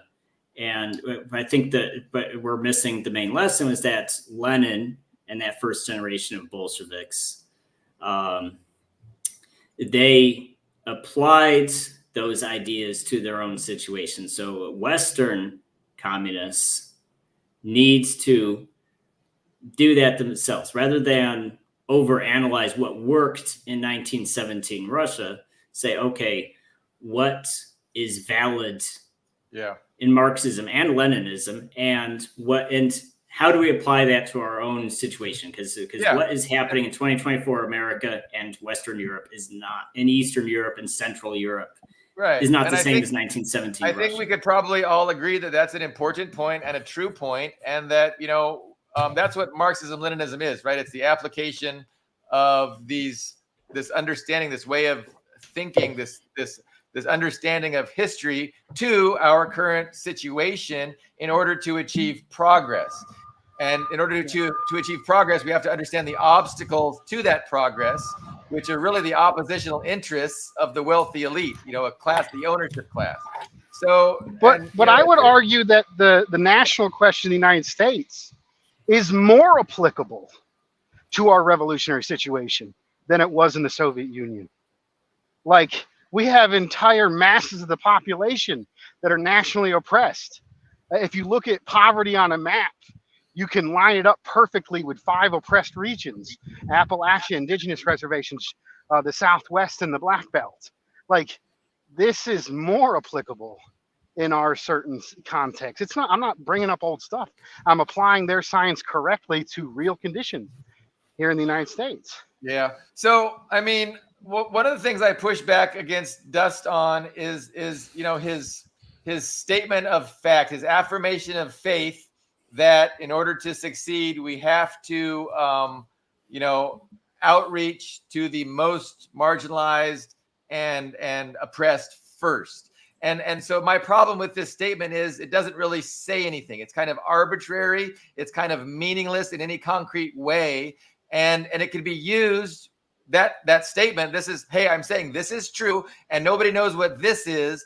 And then you're using this truth to attack other movements, other people, because you say they aren't doing this. But the whole this seems entirely arbitrary to me, and definitely lacking in any kind of concrete thing. That's why I asked you about Midwestern Marx. So I said Midwestern Marx. It's not arbitrary. Obviously, it's more of an outreach to white people because white people are the majority of Midwesterners, right? And so if you're identifying yourself with Midwestern Marx, you can make the argument that they're not prioritizing first the most oppressed and marginalized people, and I would agree with that point. But then to say they're wrong because of that, that's where the problem is. Like, I can agree that Midwestern Marx isn't prioritizing going after first the most oppressed and marginalized, but to say they're wrong because they're not doing that, that's what I'm gonna reject what you're saying, Doug. I think it is very concrete, both the material exploitation of oppressed people and the history of resistance. We don't have to go out to oppress people. They have been leading the struggle against imperialism and against capitalism and in that's the labor not even movement. Addressing the point, and it's frustrating me. But they've already been leading it. And okay, Greg, you got some before I get angry because I have low blood sugar. And when you're not, if you don't talk about national oppression, you don't talk about anti-bigotry, you don't talk about police, you're not adequately representing our bigotry class. and racism exist. Midwestern Marx doesn't deny that racism and bigotry exist. Did I say that? Am I a radlib that just says, oh, they're fascists, fuck them? No, I have a concrete, historical, material, theoretical analysis against national chauvinism and against economism and against the practices that they are having. I'm not saying, oh, they're evil, fake Nazis that need to be killed and beat up. No, I'm saying they're ineffective, weak opportunists, and there's been a history of ineffective, weak opportunists that have they're simply grifting online for support and not actually supporting or tied to anything of substance. Well, and I can point to things of substance. Criticisms. I mean, those are like almost ad hominems, but okay, calling them grifters and things. Greg, did you I'd want like to hear Ian, not Ian, but Greg. I don't know if he has anything to add. Yeah, I mean, I want to tie it to I think arguably our biggest problem in Marxism is Marx wrote about the industrialized urban proletariat as the main vehicle of revolution. That's never been the case, right? Every socialist revolution has happened in a semi-feudal country with a lot of oppressed groups, not one with a strong working class that was able to rise up. And these are the modifications that Lenin and Stalin made that are applicable, I think, outside of Russia, is that the industrial proletariat is not the most oppressed group in most places. So they don't have, history has shown this, the revolutionary potential. Well, that's interesting. So that's pretty concrete, right? Like, I mean, I'm appreciating what you're saying in a real concrete way. So, I mean, essentially, you know, you're saying Marx was wrong to identify the proletariat as the best vehicle, the best driver for revolutionary change, and that Marxism-Leninism points to the most disenfranchised. So that's an interesting reading, because I haven't come to that understanding. Like, I don't have that idea in my head that this is what Marx and Lenin, this is what Lenin and Stalin were saying, refuting, you know, Marx. Like, well, that was that section from What Is to Be Done that I read that carried on and on about how just looking at labor struggles isn't adequate. Yeah, and I'm going to have to dwell on that. I mean, you know, it helps me, though, to understand what you're saying, which, of course, but I need to think about it more. But, you know, when you talk about what Lenin was saying, to me, Lenin is saying something, you know, that is really unrelated to the general thrust of your argument, that Marx was wrong to assume it was the proletariat class, and it is the most exploited and disenfranchised. So I think what Marx was wrong about was to think that in the most industrialized nations with the least exploited people, that's where you're going to get revolution. And Marx was clearly wrong about that, right? He thought revolution was going to come in Germany and in the most industrialized countries. But it ended up being in those countries that are most exploited, you know, China, Russia, Cuba, Vietnam, these countries that had nothing to lose, absolutely nothing to lose with overthrowing their repulsive governments, were the ones that succeeded in revolution. And so you can apply that, right, Dust? You can apply that to contemporary society. And it's those people that have very little to lose who are right there ready to join the struggle. And as true as that is, if these people are still a minority group, you know, and comprise a minority, we still have to get a majority, or at least some of the majority, on board. And so I don't think you can just, you know, denounce people for, you know, having an outreach to Trump supporters. I think that's a perfectly plausible approach to, and again, like it takes a village, right?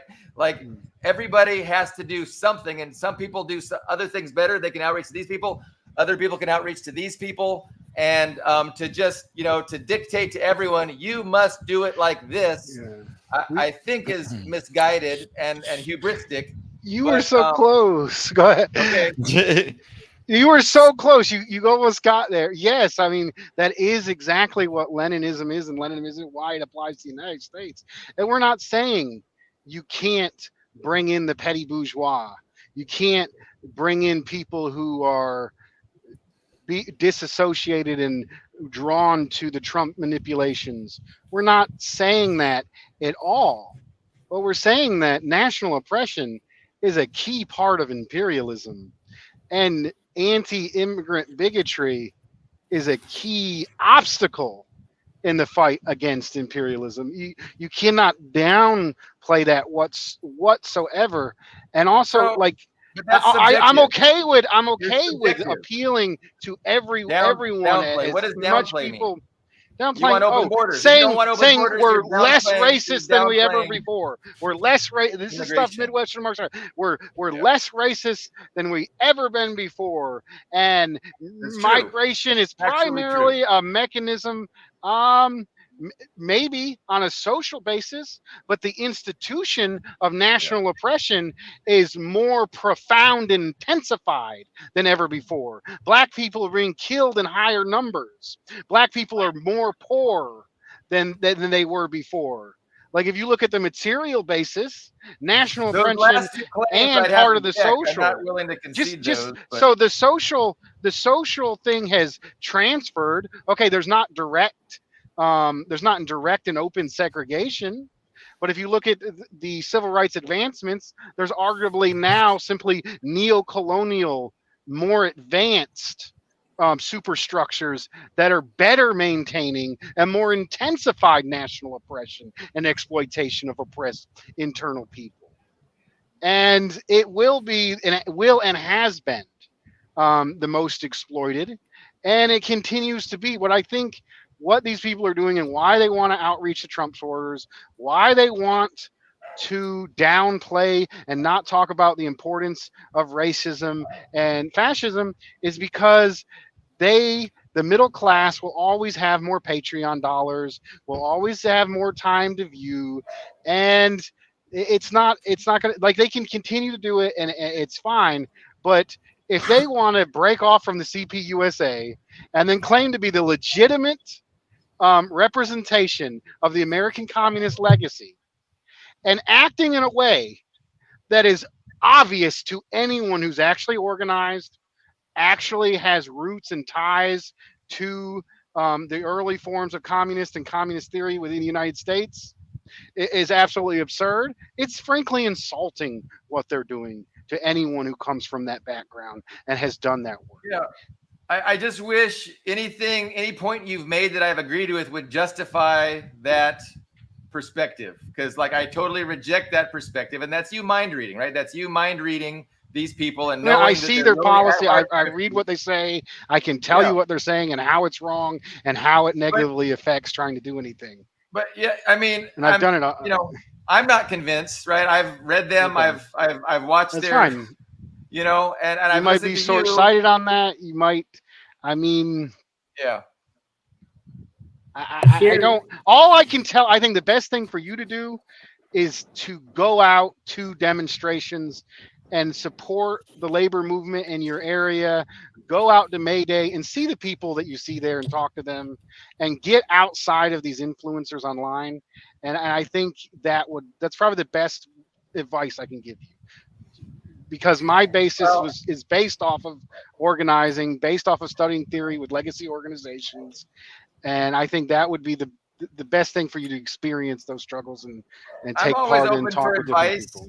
But the implication that if I followed your advice, that I would agree that Midwestern Marks are just shady grifters trying to get money. You know, no, they seem legitimate. I mean, Carlos is Cuban. He knows that racism is real. So, you know, the attacks that you make on them, you know, those are what I don't agree with. I mean, nobody denies that racism is real. And sure, I mean, Midwestern. So you say downplay racism and downplaying oppression. That is such a general, nebulous. All right, calling the American Revolution, calling the Civil Rights Movement a revolution, right there in itself. There's a good example. Why would they want to downplay racism? Why does, for instance, Tony Montero want to downplay racism? A black man living in Philadelphia. He's got a lot of outreach. He's a whole other bag of worms. I mean, if you look, he has mostly Asian supporters, young kids, Asian supporters that go off of his every move. I don't see him out. I don't see Tony Montero out in the midst of the black community in Philly, in community with the people. And actively involved in No, I do not see that. I see him in his little room on Saturday and his little conferences with his specific people. You know, and he's the direct descendant. No, he was directly trained. No, they're not. He was directly trained. I asked you a question. By Henry Winston. Why would Tony Montero want to downplay racism? Okay, he was directly trained by Henry Winston. Henry Winston led the Communist Party in the revisionist period. And in the revisionist period, what did they do? They dropped the national question. They abandoned proletarian organizing in the South. And he attacked the Black Panther organization at the height of its organizing. And here's a guy, Montero, who's this aloof intellectual with his own little posse of yes men, saying that Garvey made no substantial revolutionary contributions to the United States resistance. I asked That you is absurd. I'm giving you concrete examples. No, you're not. I asked you a direct okay. question, and you used that as a pedestal to launch a bunch of other additional attacks. No. You said, why would he want to downplay racism? Because he was directly influenced by the party that downplayed racism. That's not a motive. What's he was his directly motive? trained by them. Why? I don't. He's not in communion with the black proletariat. He's not in community. He's not in community with the black proletariat, and his interests are more intellectual and not material, and aren't in community with the black masses, and directly violate and go against the black masses, and he directly attacks people who have been revolutionaries and leaders of black national consciousness. My point by asking you the question is to try and get you to think deeply about the question. I just said first I gave you a class analysis. Hold on. It's I'm suggesting that that you're putting words in his mouth, that you're ascribing him motives, that by saying that it was a revolutionary, that Martin Luther King launched a revolution that changed the way race relations are. He's not downplaying racism. That's my point.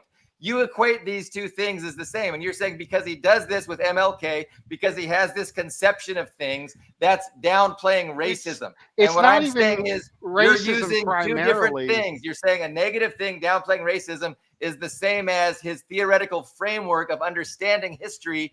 And what I'm saying is that, that's dishonest of you. There's no way in fucking hell any of these guys want to downplay racism, and it's disrespectful for you to say that they're downplaying racism because of their intellectual. But anyway, my blood sugar racism is just the superstructure that maintains national oppression, and he says national oppression doesn't even exist when it has intensified. Go ahead, Greg. He says national oppression doesn't exist. So that's what he says.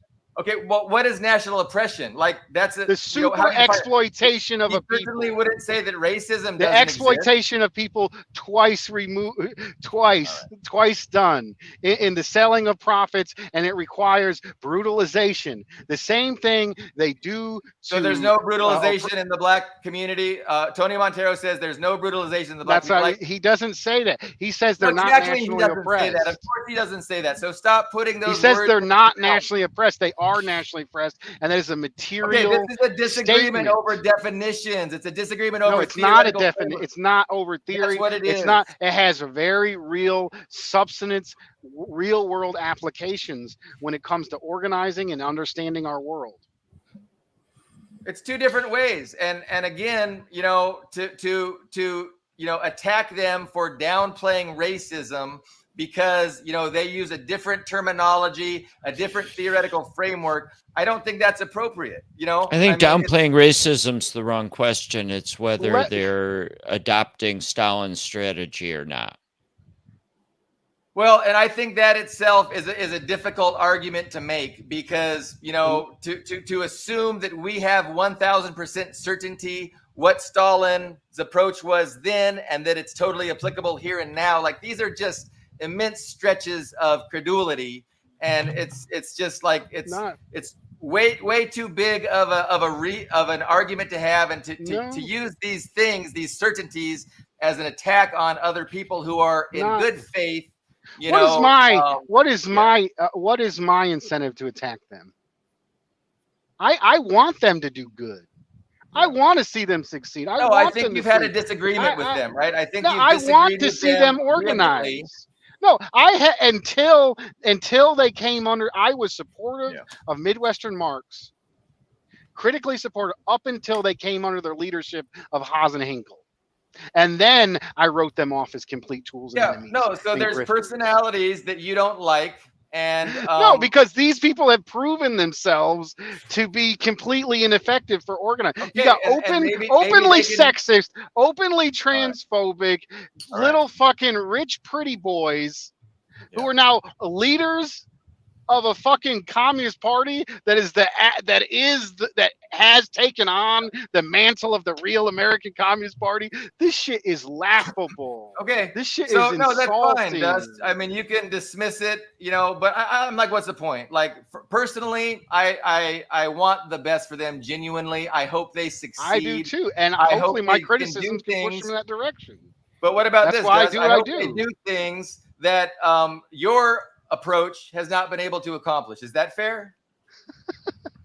What are you laughing at? Okay. Why has so it not funny? been okay? Why is the left so weak in the United States? It's because we have the core of empire. We were brutally suppressed and COINTELPRO. The people that were practicing intercommunalism, Dust, which is why even a more keep- advanced theoretical understanding of the national question, specifically applied to the United States, that were getting white workers to actively fight for imprisoned Black Panther members. They were getting refugees from the South, and they were murdered. It has not worked. We were brutally suppressed, and we live in the core of empire. Just because we have a big, and we haven't been. I can't hear you. Theories and ideology. Just because we haven't had a revolutionary success and in a place that has the worst conditions for arguably the worst conditions for having a revolution is the imperialist core. Does not mean that our theories are incorrect. And what they are doing and what they are proposing has been tried and has done worse demonstratively. Like Stalin. If you look at American communists, you look at Harry Haywood, you look at William Z. Foster. There has been they call them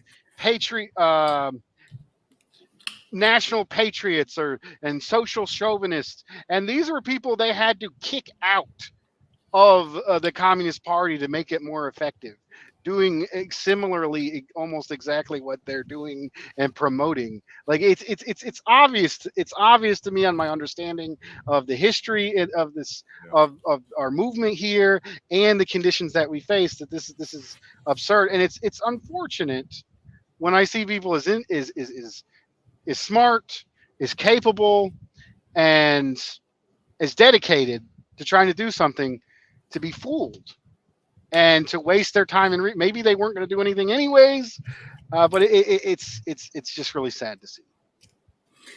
Okay, so I have a thought on all. So here's my closing thought on all this. So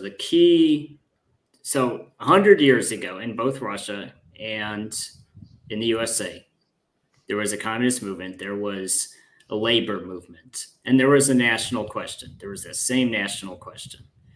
What is the difference between now and then? So, and this came up when we had, when we had Slava on the show, we were talking about the Ukrainian nationality. There's the key problem with the nationality question now, as opposed to then, is that when the Russian Revolution and the Civil War happened, it was not a narrative of a big ethnicity oppressing the exterior ethnicities. No one back then was saying, oh, Russians are this horde that are evil and are oppressing all these other nations. No one was saying that. No one was painting. No one in the Bolsheviks were saying Russians are evil and are oppressing these other nations. No one said that. Russians were just what was interesting about it is that Russians were presented as equal. They weren't saying, oh, it's a Russian dictated movement.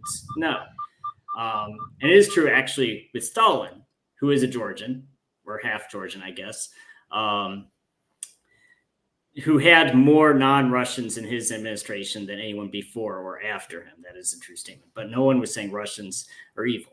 But now you look at the nation question now in Central and Eastern Europe, that's the narrative. You have these Czechs, you have these Lithuanians, you have these Ukrainians, and they're saying, oh, and it's this narrative of you have these smaller, valid identities who are oppressed by the Russians, right? So that's my issue with the nation question, the direction it's taken.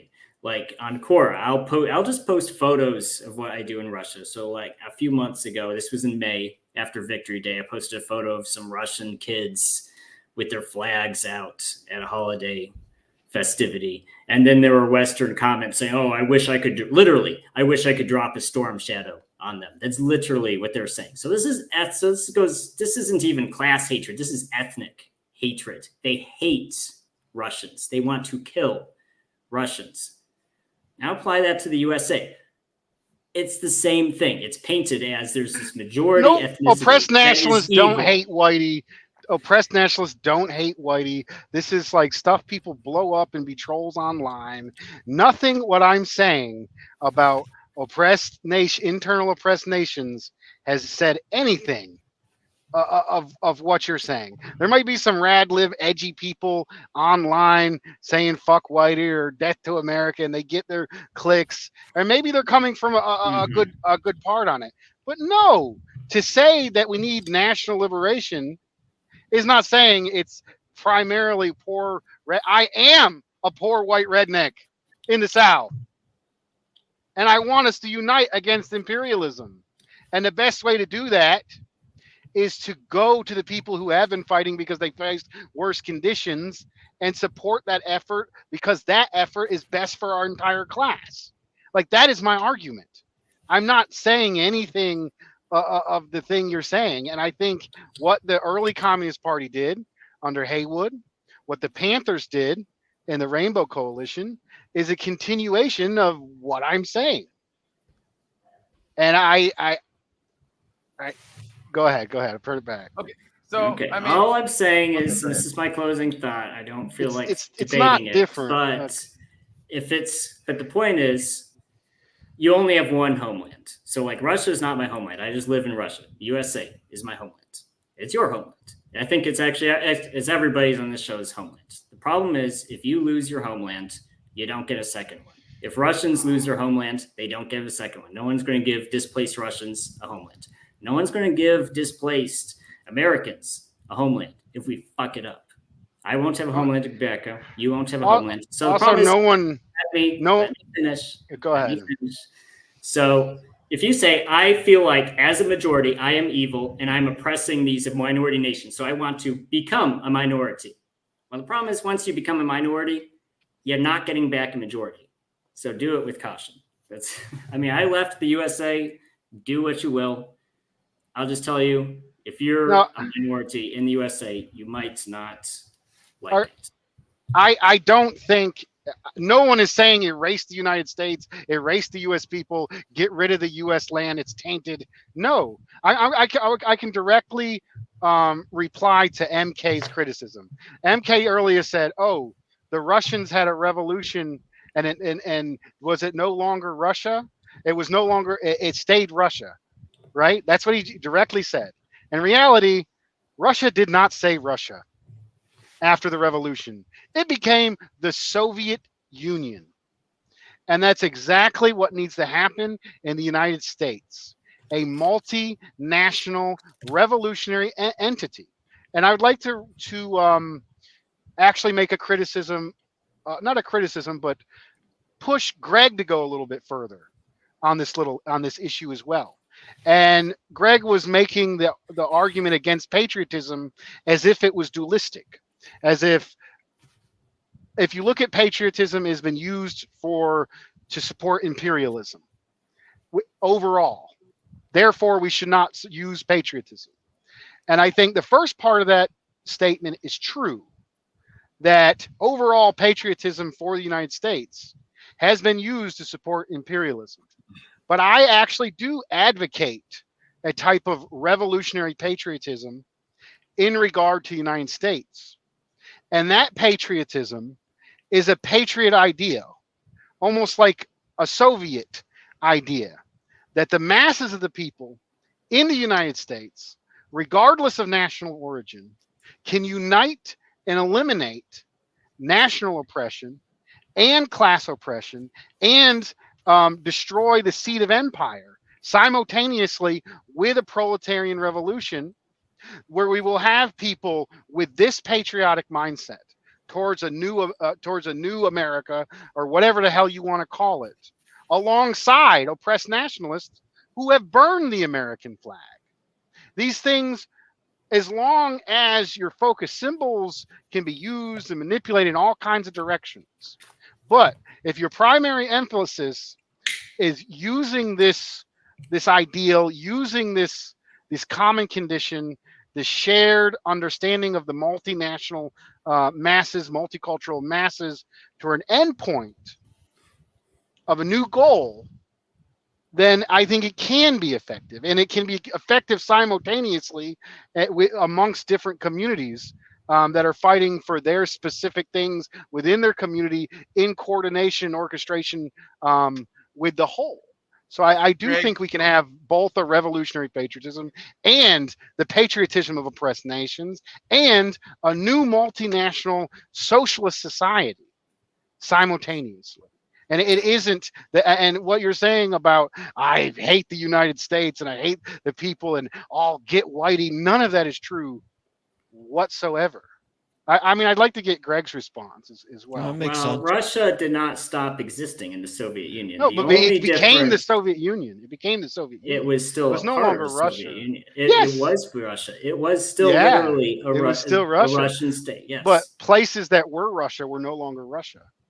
They were their own independent countries and part of the broader Soviet Union as one country pursuing a socialist project. And that's exactly what's going to happen in the United States. And we don't even we're not going to call it we might not call it America. We might not have the American flag. We will have whatever the international proletariat that wins the revolution decides to be our symbols of recognition and decide on what we're going to honor in our history. Well, that's the root. That's the root of it. So I want to direct you towards, actually, in this comment is also true. So it started because Russians and Belarusians and Ukrainians decided this was the system they wanted. And it also ended because the presidents of Russia and Ukraine and Belarus decided the Soviet Union needs to end. And it was actually what ultimately happened. And I've seen this for other people say this as well. What doomed the Soviet Union is that Russians felt second rate. That's a true statement. That Russia was actually a middle or low income state in the Soviet Union, but were paying in some cases double per capita what others were. So Russians were supporting the prosperity of everybody, but they started asking, why are we supporting the prosperity of everybody? Well, the Russians also overwhelmingly voted to maintain the union.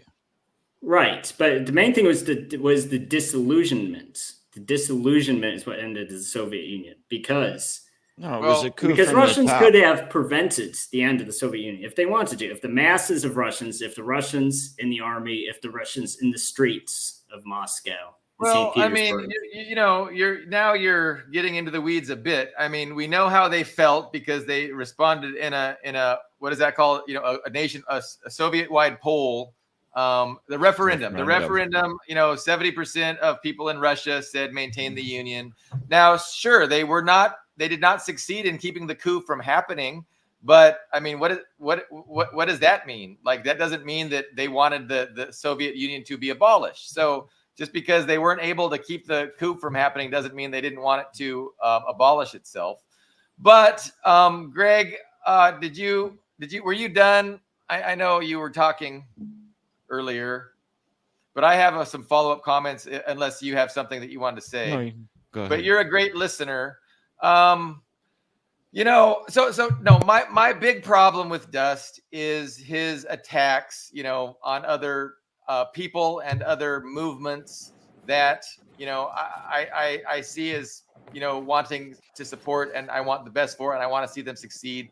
And, the idea that Dust knows how things should be done, and because they're not doing things how he thinks they should be done, he's going to attack them and call them, minimizers of racism, and all kinds of terms come out of his mouth that are very derogatory and, pejoratives towards these individuals and these groups. And I just never see an actual justification for them, because when I ask him, well, what does it mean to minimize racism? And why would Tony Montero want to minimize racism? I don't get good, compelling answers. And then, the way my blood sugar is after 2 hours in, things get less and less productive really quick. But I think this is, part. If you read Marx and Lenin, so much of it is polemics against other Marxists. I mean, it's part of our tradition. No, I mean, that's true. But I mean, again, what kind of a Marxist is Trotsky really? I mean, these are, some people are so beyond the pale. And then, the Social Democrats. I didn't mention him. But the Social Democrats were really who Lenin was arguing against, who Stalin was arguing against, who Marx was arguing against. Like, I don't know. I don't really see, this kind of poisonous, poisonous words towards other Marxists. But I think my main I read, Lenin was going after Kautsky for saying, the national question's important, but maybe it shouldn't always be primary at all times. And Lenin was, willing to skewer him for that. So, I mean, there was a lot of stridency around this. Well, no, I don't mean to not agree that within Marxism, people don't have a lot of disagreements about a lot of things we're constantly arguing. I'm just talking about, denouncing people in terms of, minimizing racism and things like that. Like I get disagreeing on theory, disagreeing on strategy. That's going to happen. But I don't like denouncing somebody because you're so certain that your strategy that hasn't done fucking shit. Yes, it's the only thing that's done anything. Is what everybody needs to embrace, and I think, and then to further, not be charitable in your descriptions, to be the opposite of charitable. I want to be charitable towards these groups, even the groups I have disagreements with. I want to be charitable. I want to make the absolute best representation of them that I possibly can. And I see the opposite tendency in Dust's attack on, not only is he not being fair, he's being less than fair. I don't want fairness. I want to be more than fair. And I see Dust being less than fair in his attacks on these groups and individuals. But that's my problem. That's my big issue. That's what gets me angry and loud and red-faced and low blood sugared. So I apologize for that.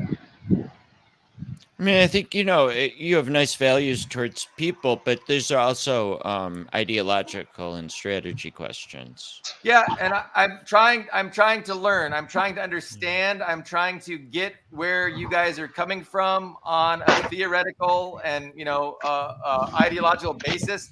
I'm not being persuaded. And then I see the less than fairness in the the words that you're using, the insults you're using, don't seem, they seem less than fair, and I want to see more than fair, but like, I'm not persuaded that it's not a good idea to outreach to Trump supporters that are for the first time realizing democracy doesn't exist, right? Like those people are, they need to be talked to. They need to be brought into the movement, and they need to be addressed. And to attack people that want to address or bring Trump supporters, explain to them what's really going on, and get them as part of the movement, I don't think is appropriate or helpful. And so anyway, I missed what Ian said. I had to deal with a number that's holding me up. I don't know. I believe I've been more than fair, and I believe my criticisms are from a theoretical, historical basis, and they continue to be constructive criticisms. I'm not sure. I would like to get Greg's response on my slight criticism on a use of revolutionary patriotism towards a new multinational project. Oh, I liked it. I thought what I said was too black and white and not textured. Okay. I simplified. So, Although I I did like what you added. I think too many people discount Horn, and I like that you did add. And my own interpretation, I think Horn example does add necessary context to some of the limitations of what I believe to be an ultimately progressive anti-colonial revolution. But I do think it had its major limitations. And I actually went a step further in my presentation and showed some of those limitations from poor whites who pushed for revolution and then were further suppressed. But I really Right. do think, And and they're right. I've grown a lot on that issue. But I think a lot of people, though, including Midwestern Mark, if you mention Sakai or you mention Horn or you mention any of these people, they'll immediately attack you of being a rad lib. And honestly, they haven't been fair to a lot of people, and they've written off a lot of people. And if you look at Haas and Hinkle, they will go out of their way to mock children for the way they talk, their appearance. You want to accuse me of not being fair? The people that you are defending have been the most snoveling, antagonistic, opportunist, ignorant brats. On a children fucking number. have they mocked? Well, no, hey, hold on. People hold on. on Twitter constantly. Oh my God. People that the debate bro bullshit where they get random people on the internet and then they mute them and then they yell at them and then mock their fucking accent and make fun of their weight or their appearance. This is their bed and brother. This is that you saw. There was somebody that came up to Hinkle at the march and he had a criticism to say to him and he said it and they called him an F word, anti-gay remark to this person in public. This is not leadership. It's professional communists. This is a laughing stock and an assault on my legacy. Yeah, I mean, so we're gonna just agree to disagree. I think I want the best for them. I want them to be successful. I want them to spread the word. I want them to help people understand that all the lies you've been told about this country and about how we're a democracy and about how either the conservatives are the good guys or the Democrats are the good guys, like all that's a bunch of shit, and that we need to unite as a class, irrespective of our religion, culture, race. These are divisions that need to be overcome, as well as what needs to be overcome is the personalities involved. Like, yeah, has Hinkle said stupid shit that makes me wish he wouldn't? Of course. Has Haas? Of course. Like, these kids are like 20 something, but I wish the best for them. I support them, and I want them to continue in spreading the word about communism and socialism and the reality of empire, the reality of our situation right now. And they're doing a great job of that, and they're informing people. People are getting educated. They're reaching a lot of people, and I wish them the best. And I hope that they have the best. And so, and I wish the best for you. And I have the same exact desire for you, Dust, and you, Greg, everybody, and these interpersonal divisions where we disagree on strategy or tactics, or we disagree on personality, or somebody's relative conservatism versus liberalism. I mean, these are things that we have to overcome in order to, achieve this class unity. So, and I see you attacking that, Dust. I see your approach as being divisive and breaking down class unity, and you're tearing other people down, and we should want them to do good. And to do good, of course, is by educating people, informing people. And they make mistakes, absolutely, and I condemn their mistakes, and I support the good work they're doing. I mean, how hard is that? I do the same for you. But I mean, and again, I think you're a little certain, a little bit lacking in humility about, quote unquote, the right approach.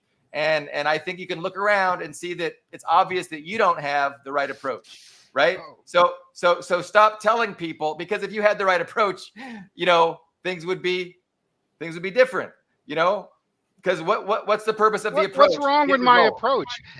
Every major thing we've achieved or defended has been from my approach. Like your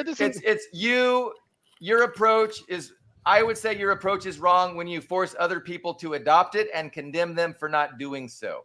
And I think if you think your approach is the right one, I think you should pursue it, and you should go for it. And I wish you all the luck. Just like I wish Midwestern Marks all the luck in their outreach to Trump supporters. Like, good luck. I hope it works. It might not. You're right. We have the deck is stacked against us. They own the media. They own the politicians. They own the police state. Like, they own everything. Like, it's really, really difficult to succeed. They're but even all the ineffective more in reason that. I've done outreach to Trump supporters. You don't call them fucking Trump supporters. You don't call them MAGA people. You get them involved in labor issues, and you organize a broad mass of people despite them being Trump supporters. Not because or go after them, and specifically you make broad class appeals, you make organizing efforts, and so people who happen to support Trump will be brought to those appeals. And if you say, oh, we need to reach the Trump supporters, we're MAGA communists, what have you done? You've alienated the masses of people who rightfully hate Trump as a disgusting piece of racist imperialist.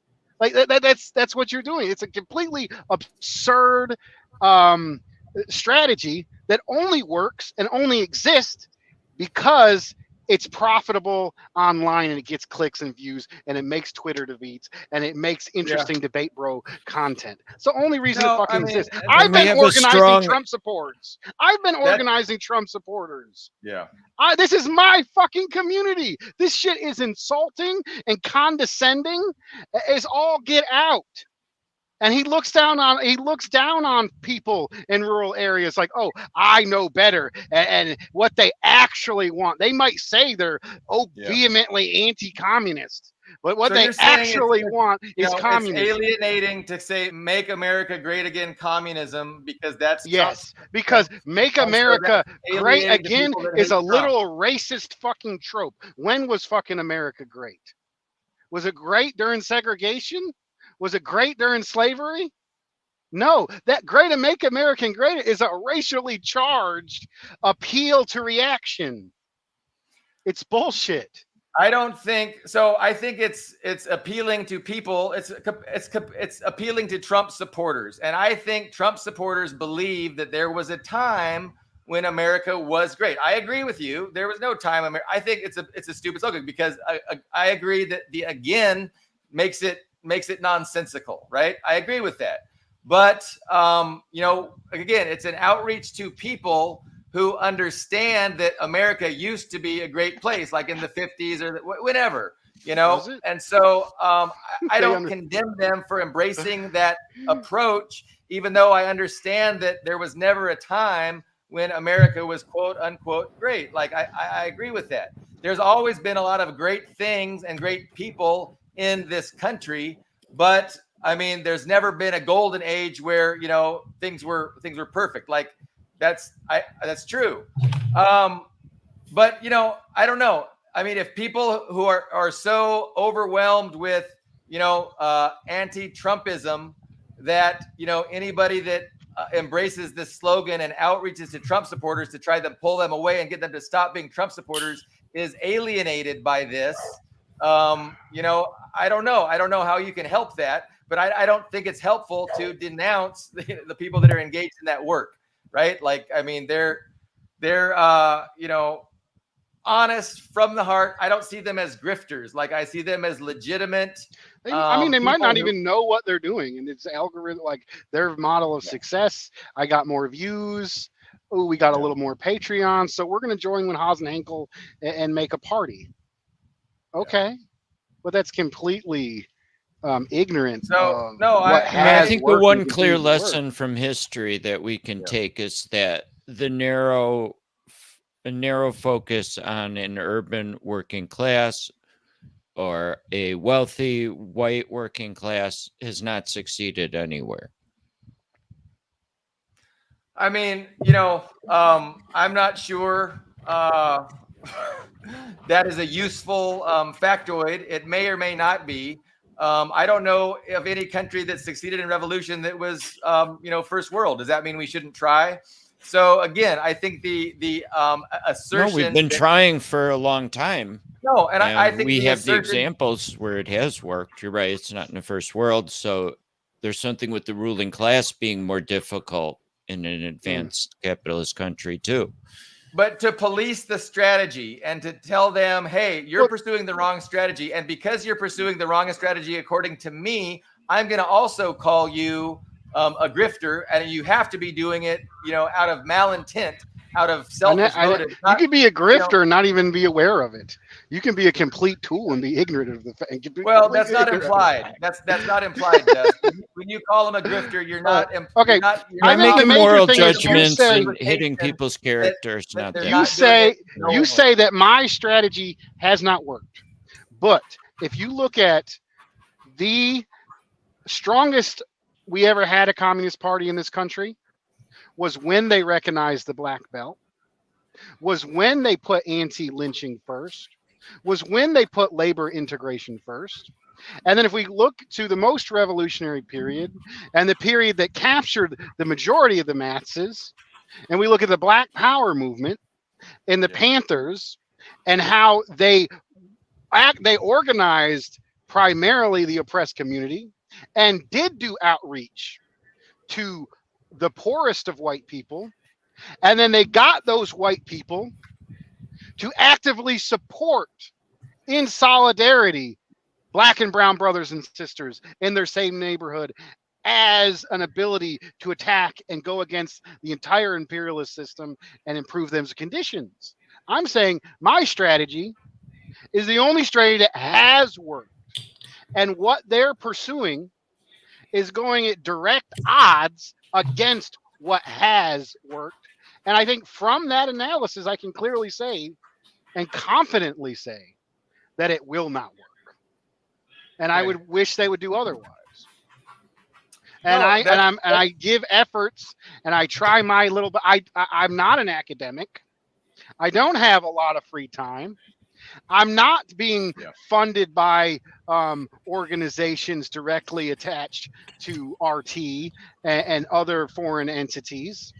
I do not have the resources. I'm simply a foreign worker. entities. Are you casting aspersions? We could talk about that. I mean, I don't want to get directly into it. You should have just. You should. Foreign entities. Yeah. I'm not receiving any fucking money. Idiots. No, I'm not saying they're useful idiots. I'm saying they're funded. That's not charitable. I don't know. Doug. I'm not. It's okay. Now, it might not be fucking charitable. No, it might not be charitable. Like, I mean, I have been in organizations that had this line and were the lead people advancing this line. And what I saw in those organizations, I did not see them organizing in union halls. I did not see them going into oppressed communities. I saw fancy hotel conferences. I saw people from RT. I saw big people just getting together to try to get. I like international. I like Russia, but when you have grifters here, who may manipulate and siphon off funds for their own project, they're ripping off the foreign entities and hurting themselves and not doing what's necessary. What I'm saying is I don't have the same amount of funds. I don't have the same amount of resources. And there's a reason why. It's because I am a worker of my community, not an academic. And a lot of these things, the reason why they have the ability to do these, the reason why they have that Jackson Hinkle has the ability to go down to Venezuela and make a big fool of himself by saying, oh, he's the first American to congratulate. And he was rightfully put in his place by Maduro, is because I'm part of the proletariat. And I think that makes me more effective. Like, I'm not doing all this stupid shit that doesn't matter, like hotel conferences or views or all this stuff that I if you're teaching people, if you're reaching a massive audience, but all they see is debate bro bullshit and self-gratification with no links to any class struggle improvement in our conditions, you're not actually fucking accomplishing anything. And I actually have been sounds like a part straw of man. groups. And I actually have been part of groups Okay. as a student activist in Occupy, where I have been in and amongst the community and won and fought But that for and doesn't, supported those people who efforts won don't seem to have been strikes. very successful, right? But it's the only thing that has been successful, and it's the only thing that has defended the gains of our class as it is. Where are the results of these grifters other than online views? Okay. Where are the results of the grifters other Where than are your Patreon results, accounts? My results is the defense of workers. I supported the post office union. The post office union has improved the labor conditions throughout the United States by maintaining their benefits, having a well-paid worker with benefits in every community across this country. I was actively supporting that effort, supporting that, which has made real change. And if you look at Black Lives Matter, no, I'm saying I've been a part of it and I supported it, and I know that's the correct strategy. And that is what I'm saying we should do. And I can give examples of ways in which we have won victories. We have made defenses for our these class. people are pro privatization of the post office. No, is that what you're saying? What I'm saying is they're not connected to any class struggle whatsoever. Well, what do you mean? That's what socialism is, Dust. Socialism is class struggle. Socialism is class. But saying you're socialist and not actively being connected to any class struggle whatsoever. What do you mean? You might not be a socialist. Getting on the internet and saying you're a socialist and preaching that you're the embodiment of socialism does not actually make you a socialist or contributing to the socialist movement or class struggle in this country. Being actively involved in class struggle. How are they not actively involved in class struggle? If they go to Russia, they go to Venezuela. So they go to foreign countries and make fools of themselves in ways that is self-aggrandizing. Okay, you're policing. You think Jackson Hinkle? Okay, you think Jackson Hinkle going to Venezuela while he's while he's there with members of PSL and saying that the presidential candidate for PSL should be deported while they're also there? You think this is what's beneficial? Why he says, I am the first American. I am the one doing what's best. When there was people there doing the same thing, that he viciously attacked and said should be deported. And then he made up a story about how he's facing death threats in Venezuela. That rich ass white boy ain't gone through fucking shit. God damn it! There's people that have been down to Venezuela and fucking like this is fucking ridiculous. It sounds like bullshit. A personal rivalry. It sounds like you're well, you know what? I will just say I will just say that saying that rich white boys and open borders isn't going to get an RT interview. I'm sorry. You have to think of when other countries are going. Well, of course you're okay with that. I don't know. I mean, look, Dust, if you think... I've been on Iranian television, by the way. That's good. I recommend Press TV. I recommend RT. I recommend Telesur. I'd go on any of them. But that's not our primary work. Our primary work is organizing. I'm going to mute you, Dust, because I got to go. Go ahead. Yeah, all right. So what I'm saying is... I don't even know what I'm saying because my blood sugar's low and I'm frustrated. Like, it's frustrating.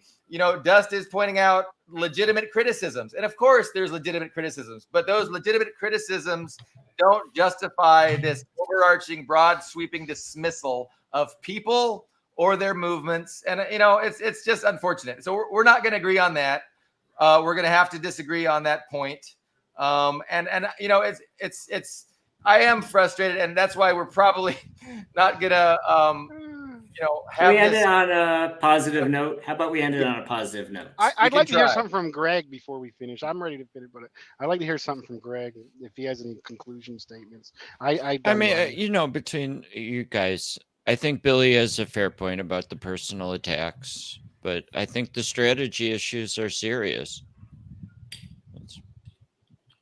Yeah, no, I don't mind. I don't mind. Like if I understood really the differences, because I think what happens is in this conversation, Dust has definitely straw manned their strategy. It's like, you know, he implies it's something that I know would be categorically rejected, and they would say this is not what we're doing. What Dust just said we're doing, we are not doing.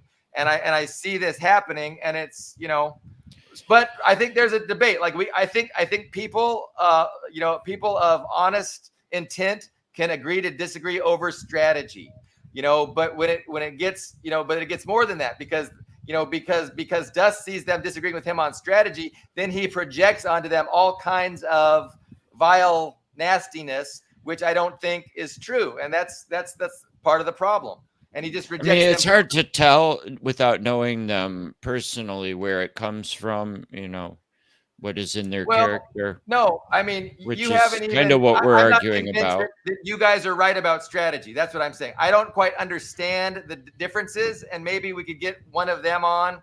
And I don't know. It's tough to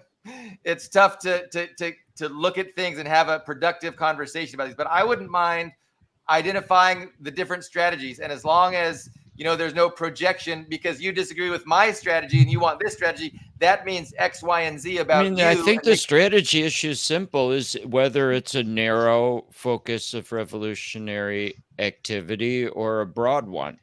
Okay, so that's the thing. I don't think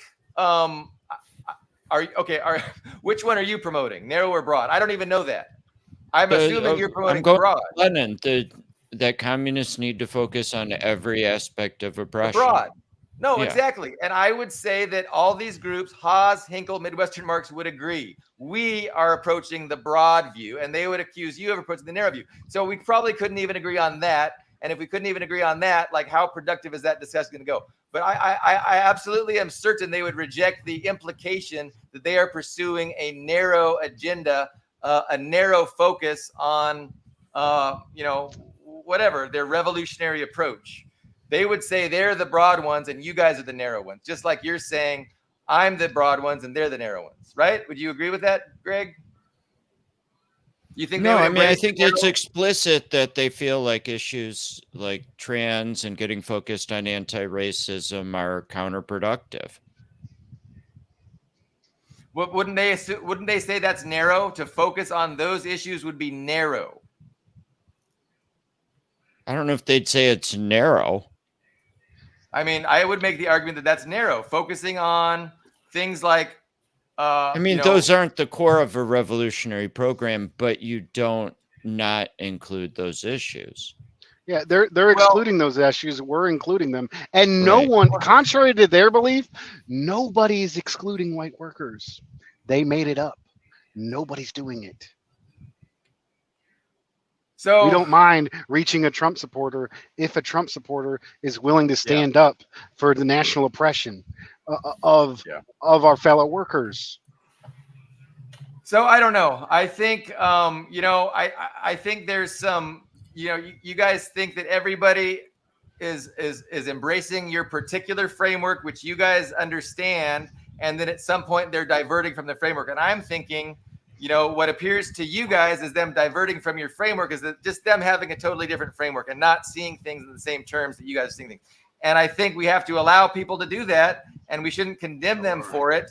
Obviously, individual things they deserve condemnation for. Like I've seen Hinkle say stuff. You basically told Lenin not to write like the majority of his writings, including What's to Be Done, where he criticized other so-called revolutionaries with problems for similar issues on strategy.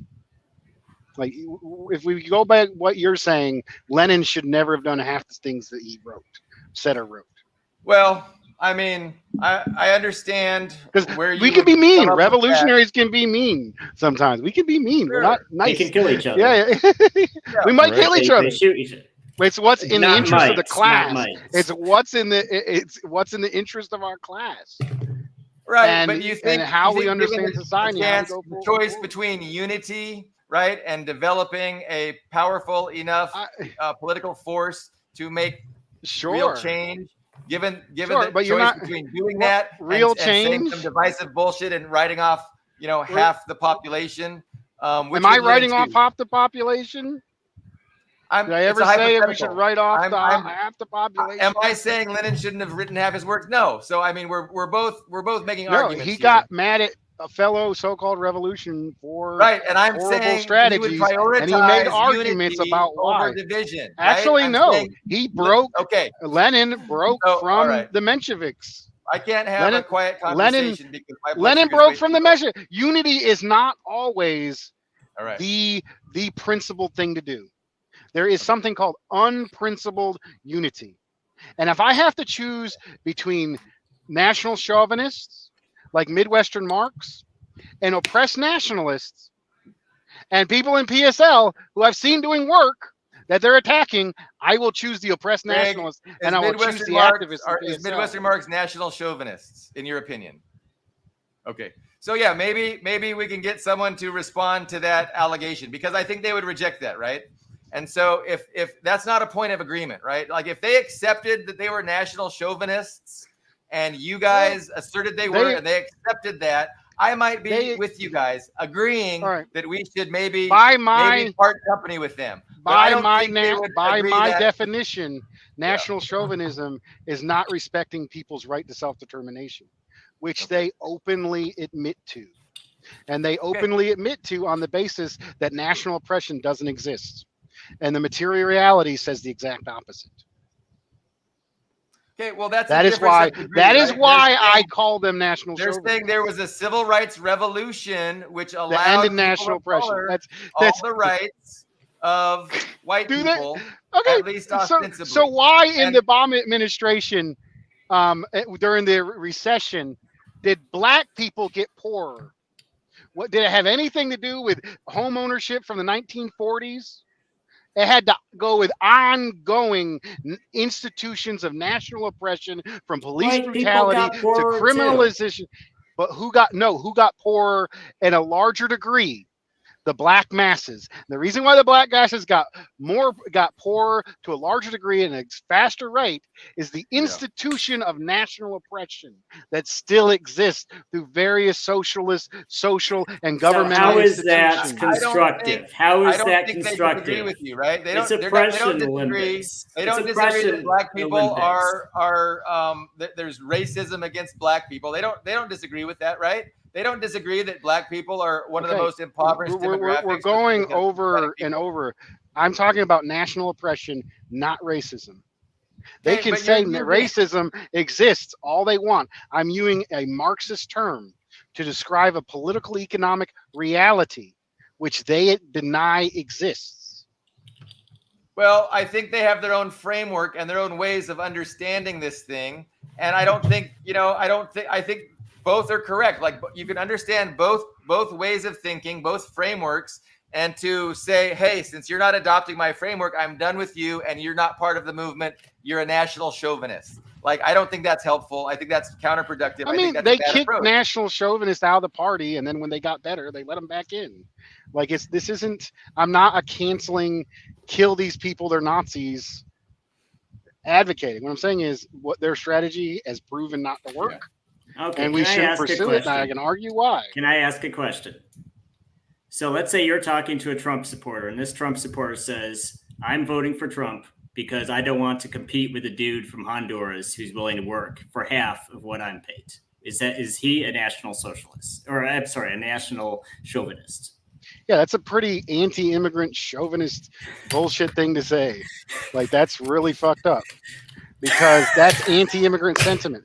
Okay. So if you want to let's look. I live in a community. He's a Nazi because he doesn't want his wages cut in half. Does that mean I want to? Does that mean does that mean I should kill that person on the spot? Does that mean I think that person's an evil Nazi? No. What that means is they're actively engaging in the superstructure that is used to maintain the national oppression of Chicano people and immigrants. So in my community, let me finish. There's plenty of Trump supporters in my community. There's plenty of black workers, and there's undocumented workers.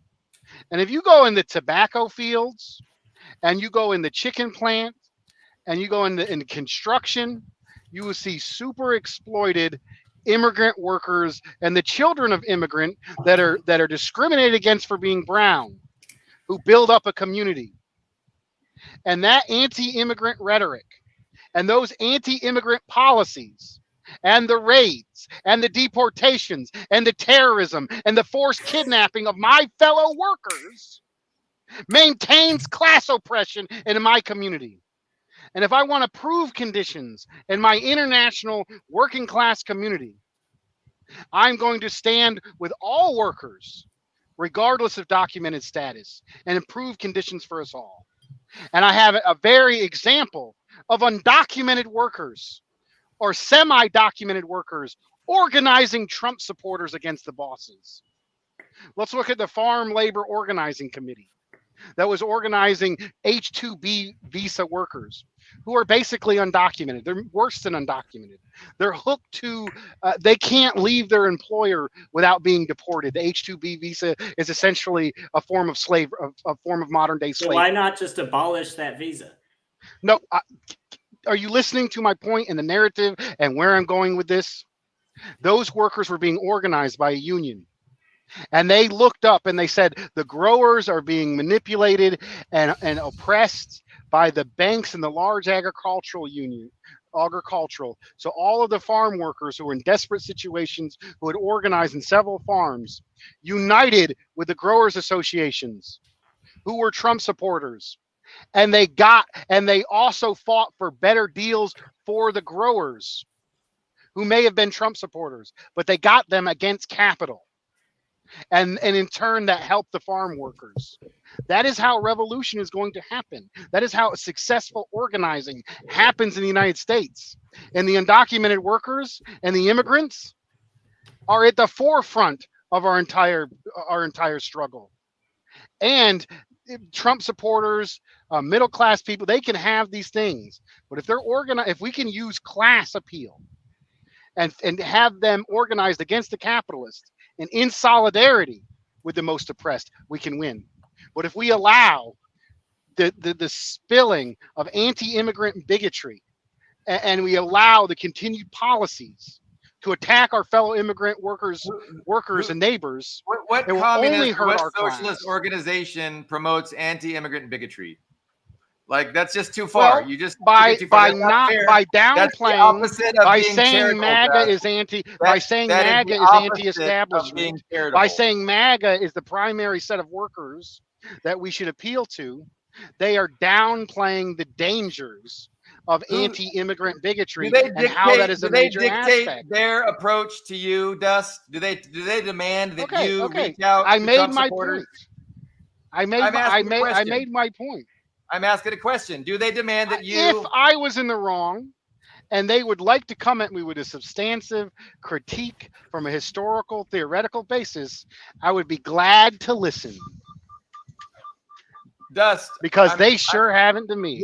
You're accusing them of telling you and everybody else that we have to go after the Trump supporters first, and I don't see them dictating to anybody any approach.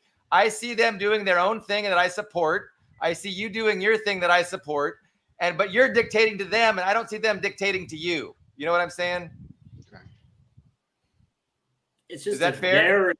They essentially do. They dictate to oppressed people. They like Dr. Montanaro and the like straight up say that Du Bois and Martin Luther King are the inheritors of American Marxism and struggle. Meaning they completely write off Garvey.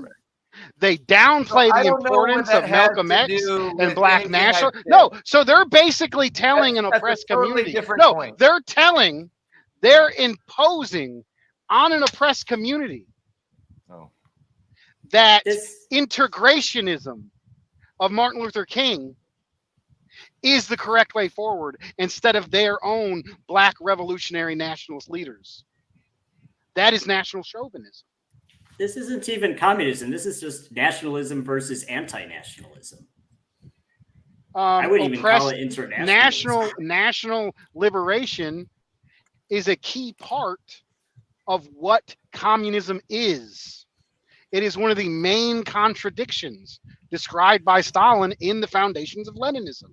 So, okay. So are you- Right. so Arguably, hold it's on. his This major is contribution. interesting. So No, this I'm is- learning something. So it's a divergence of opinion over integration versus segregation. So Dust is taking National the correct approach. liberation and right to self-determination.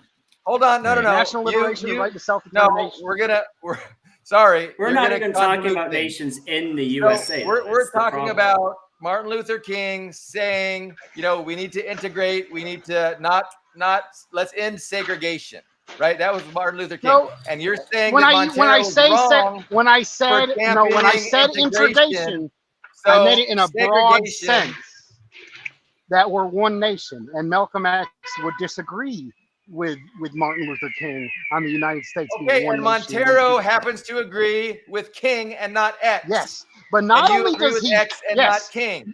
no, So no, I fucking agree what? with both of. Who I the agree fuck with both of cares? them.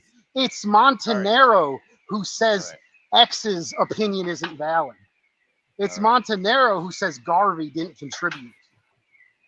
It's Midwestern Marx. You're not imposing your framework on Midwestern Marx and accusing them of being nationalist chauvinists. I should. I mean, embracing it.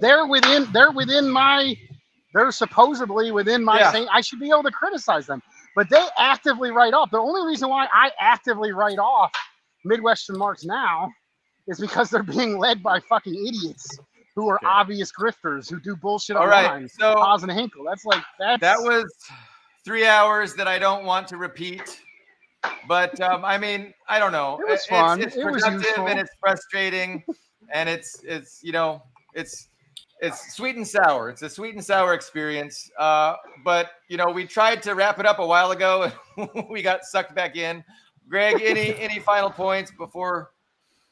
I mean, it's interesting, I guess, and frustrating and boorish all at once. I think everybody just ignores the elephant in the room. That's what makes it roundabout. The elephant in the room is that nobody believes in democracy. Nobody believes in democracy. If my side doesn't have enough supporters, we'll just bring in more supporters until we have a majority. That's not democracy. That's just superior numbers from wherever you can get them. I wanted a final thought, Ian, not gasoline on the fire. Here's the final thought. This is my final thought. Victory Day. I don't want to talk anymore. After Ian, can we get Greg's final thought and end it with him? Okay. Well, I'm just going to leave after this. So Sacred War is the most well-remembered song from World War II, from the Great Patriotic War. And I think the reason why is because if you listen to the music, even if you don't understand the lyrics, it's just this holistic, just unifying message. It's the fight against fascism. There's no divisiveness. It's the global fight against fascism. And it's something that even now people can listen to. Someone in Syria, someone in Iraq, someone in Africa, someone in Latin America can listen to. It's like, wow, this relates to me. And I think that's why that song outlived every other song from the war. So that's my closing thought. I hope everyone can reflect on that. But yes, it was good. I need to let the dog out, so I'm going to let you guys go. But take care. Thanks, Ian. Bye. Bye, Ian. Have a good one. Greg, any last thoughts? I don't think so. I'm It pretty went about an fried hour there. and a half longer than I had anticipated, but we get Dust. sucked in, and we both have opinions. And I wasn't planning on going. You weren't planning on. I'm were you ready to saying, end it. I Dust? just want to talk after we're live. Okay. So we will reconvene on Tuesday. I am not sure who our guest will be, but I have a couple in mind. So a lot of discussion in the chat. So thanks for the viewers. I'm not sure very many people are going to be interested in these kinds of discussions, and I'm not sure we did the great job of exploring our differences. It's a struggle, and we tried our best, but I make a point and you like deliberately don't listen. You might think I'm doing that, Yeah, but maybe I'm not explaining. Maybe I'm not explaining effectively enough. No, The it's difference. that's Or, you know, or it's a maybe you human don't have condition. the background or the ability to understand what I'm saying, or refuse to. I don't No, know. there's a lot of reasons. I think, I mean, I'm not inside your mind, right? And so my own mind, makes some understandings based on what I hear you saying. And so there's just some limitations with human communication. There's just, inherent limitations. I don't know. And we did our best. We're doing our best. I'll wrap it up, Dust, and we can talk more after we end it, okay? Or unless you want to continue, I don't care. Oh, no, I thought we already ended. No, we didn't end it yet. Hold on.